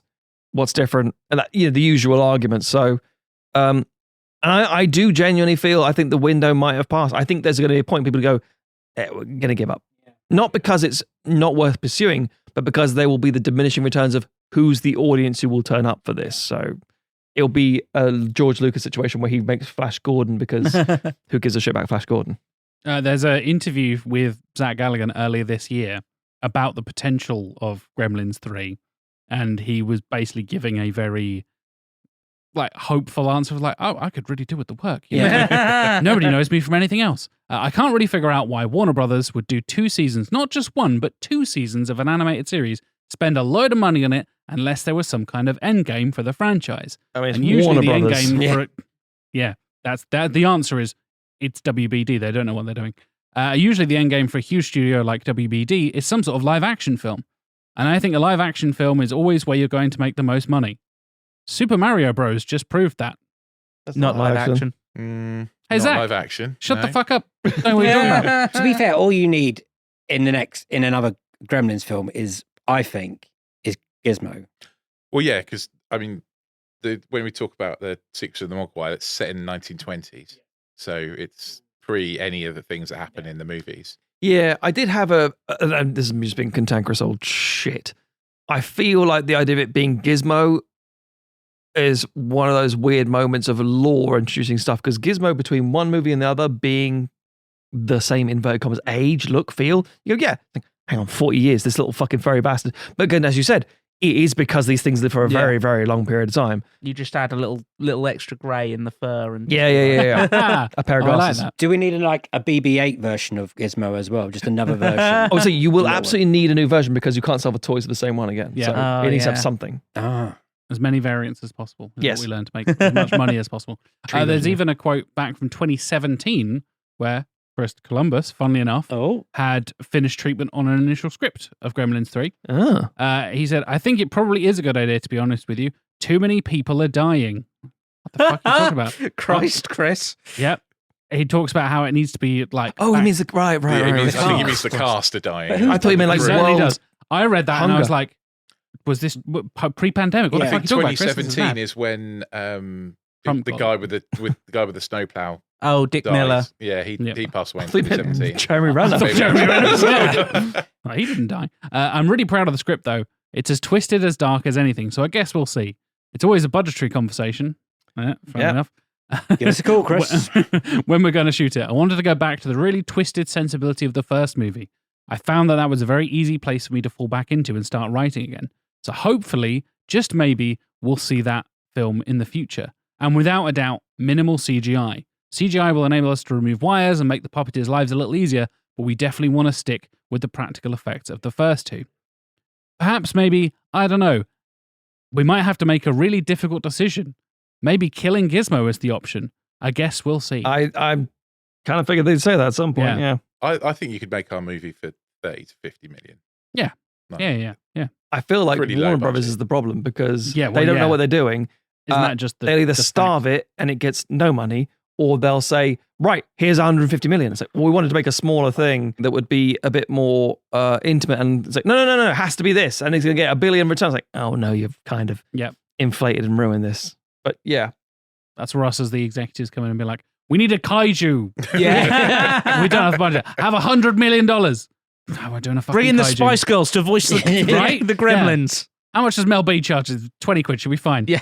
We'll take your $100 million and then we'll give you 50 back. Yeah. When we're done. We kept it in a box. Would you like it back? Yes. Well done, boys. That was a lot of fun. Thanks. Yeah. Well done, Rich. I mean, that's a life goal achieved. Yeah. Right, and Honestly, Gremlins 3. I listen to your podcast all the time. Like every episode I listen to, which is why I think I could do a pitch that matched the style of pitch that you nailed it, guys man, do. absolutely. Because, I've been like going, I want to do that. I listen to your pitches, I'm like, I could do a pitch. Well, I'm genuinely pleased it was a case of, what the fuck is this? This is terrible. I mean, because nothing worse than the whole, and I am going to use a sentence that does not deserve to be said. When you meet your heroes. But no, the old don't meet heroes. let's It's not go like that I'd far. love to be on the podcast, and then you go to say, oh, this is, they're quite mean about this stuff. And we've always been trepidatious about inviting other people on because we're just we like respected the format. yes. Yeah. Are we going to be also like? And also, we're very open to criticism. We're not precious Yeah, about we're stuff like that. So I listen to your podcast. I know what you guys are like. Yeah, absolutely. We've collaborated before, like we said. Yeah. It's not like bringing in two strangers, just be like, anyway, we're going to tear you to fucking pieces. Yeah. and I can take it when you rip me a new one for liking a film. There you It's go. fine. With Straight in the stuffing hole. with a stuffing machine, exactly. And there was a nice little moment way before we started recording because I created the Google Doc because we usually do the like Sequelisers format with like intros and my little Rotten Tomatoes bits and pieces. And Rich said, I already downloaded one of your pictures off of Patreon and used that format. It's like, he knows. He knows. He gets it. Rich knows.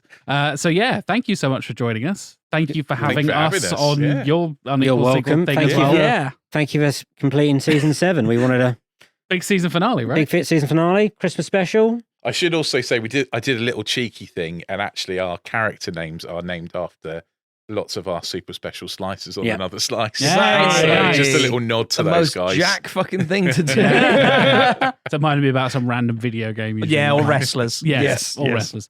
Yeah, there was a distinct Oh, lack we of should have put a wrestlers. wrestler in it. Oh, We have. That's we my- did that's my talk main about putting a feedback. wrestler in Yeah. it as well. That's another thing we talked about. It does Not fit. fucking Hulk Hogan. No, Yes. it would have to be AEW because they're owned by Warner Brothers Discovery. Well, they're on TNT, which is Warner Brothers Discovery. So yeah, There's a lot I don't going know it would a be lot about Orange wrestlers, to be Cassidy honest. or Orange something like Cassidy could voice Ginger. that. I mean, Oh my he's God. Ginger. Yeah, Yeah. Dave wants to voice Ginger. We're just going to do that. Grrr. He could do the the best. mocap for the big Ginger. Yeah. Oh, Yeah. yeah. There we I go. like it. You get some real good like physicality out of. We're talking men in suits and stuff. Genuinely, get some wrestlers in there. Yeah, Enough absolutely. smash themselves for a bunch of museum stuff. That could be fun. Eyes, I write itself. Exactly. Add more wrestlers. Problem solved. Anyway, thank you, Sequelisers listeners, Unequal Sequel listeners. Merry Christmas. Hope you're having a lovely Christmas. If you haven't already watched Gremlins 1 and 2, you can watch those two and then listen to this all over again and have a lovely time. Everybody's slowly nodding at me. I'm Yeah, it's nodding, like, yes. how do we end our podcast normally? I normally just shout bye at the mic. Oh, yeah. We'll do that. Jack, do you want to do the usual plug bits? Or Yeah, just- Yeah, we'll, do that we'll bit. wrap it up. Absolutely, Yeah. absolutely. You can go and support us. We are Sequelisers. Go to patreon.com/Sequelisers. You can support us for as little as £3 a month, all the way up to £50 a month. Those slots are already taken. The juicy stuff kicks in at £10 a month, where all the bonus content and stuff like that. That's by far our most popular tier. If you do want to come and support us there, got all of our inter-season extra episodes, all of our movie commentaries. We've got 2 Christmas movie commentaries Yeah. out happening already on Patreon. You can go and enjoy those. Sorry. Matt's like, yeah. One of them is The night before Christmas. one of them is Muppet Christmas Carol. Yeah, Nice. We have a great Yeah. time. delightful. One of them is Night Before Christmas, Netflix film. That gets disgustingly horny. Yeah. I don't know Yeah. why. We're talking about the film, not our commentary. Oh, okay. Well, We say some so questionable. Cole of Norwich has some serious cum gutters. That's all. I'm saying. And that's not my words. It's the words of the other person in that film. I can't remember. Wow. Okay. That wasn't one of the ones on your Christmas list, then, Rich. No. Yeah, there is a night from Norwich in there, which is why the patrons picked it for us. It's Yeah. fucking terrible. It's terrible. If you want to follow me and basically on any social media things apart from Twitter, as we were saying earlier, I am JLW Chambers on absolutely everything. Tim, how can people follow you across the various social media internet places? Come in, man, and know me better. Coming who? Come in, when? Come in, Gremlin. There we go. Ooh. With the Stuffing machine. Gremlin. There you go. You can find me on Blue Sky, trivialad.bsky.social, or trivia_lad on Letterboxd, where I occasionally post some film reviews. Matthew, how about you? Stogs, STOGHC on all the social media platforms. You can go to the redrighthand.co.uk to read my reviews. You can go to cheesemint.com to see the things that I make. Watch as I now do a new segue. Dave, if people Excellent segue. want to cover you in water and watch you give birth to goop pods, how can they do that? We are on all We the... don't do personal, No. but like the Goop pods? social medias because we're old men. We are on the all social media platforms as Unequal Sequel. You just find us there on B-Sky. I call it B-Sky B, but that's not the word. Is it? That's how how old old you we are. are. It's a different company from the past. Well, if you want to send Dave a WhatsApp, it's 0771. No personal social media. I'm just giving you phone number. Yeah, that'll be fine. We are on the Blue Sky thing. We're on Twitter. It's nice to No. watch you doing this for a change. Rather What than are we me on? having to do it. Instagram. We're on YouTube. Check us out on YouTube. We're doing some stuff on there. hopefully more on the new year. We are currently still on Twitter. Yeah, I'm still calling it Twitter, but we are winding down and setting fire to that pretty soon, I think. We are on the other one that's about to be banned in America. TikTok, because I'm young and cool. And we try really hard at socials, but we are truly awful at it. Yeah. We do have an email, though, Dave. Oh, yeah. So for people who are off of the 90s like we are, yeah, then we have unequalsequel@hotmail.com. AOL.com or something. Yeah. Yeah. Hotmail.com. Hotmail.com. It's still cool, right? Sure. Yeah. And if just shout in the street and we'll still be there. Just go out into the street, shout Unequal Sequel, and we will arrive. Yeah. Say it 5 times in a bathroom. That's what happened this morning. Pretty much. That is pretty much what happened. I literally heard these guys walking past. I was like, I recognize those voices from that podcast I listened to. And I shouted out of the window, oh my God, it's that Unequal Sequel. And it was. In Norwich. Of all You places. there, boy. What podcast is this? Yes! It's Christmas. No, that's it. It's Gremlins 3, sir. Brilliant. Anyway, Merry Christmas. Have a lovely 2025, everybody. And we will see you both in the new year. Happy New Year. Thanks for joining us, Dave and Rich. You're welcome for us joining you. Thank you for joining. Yeah. Thanks for joining us. Shall I do the thing? So it's a goodbye from me. Bye-bye. Goodbye from you. Bye. See you on the next one. Sequel to this one. Have a good week.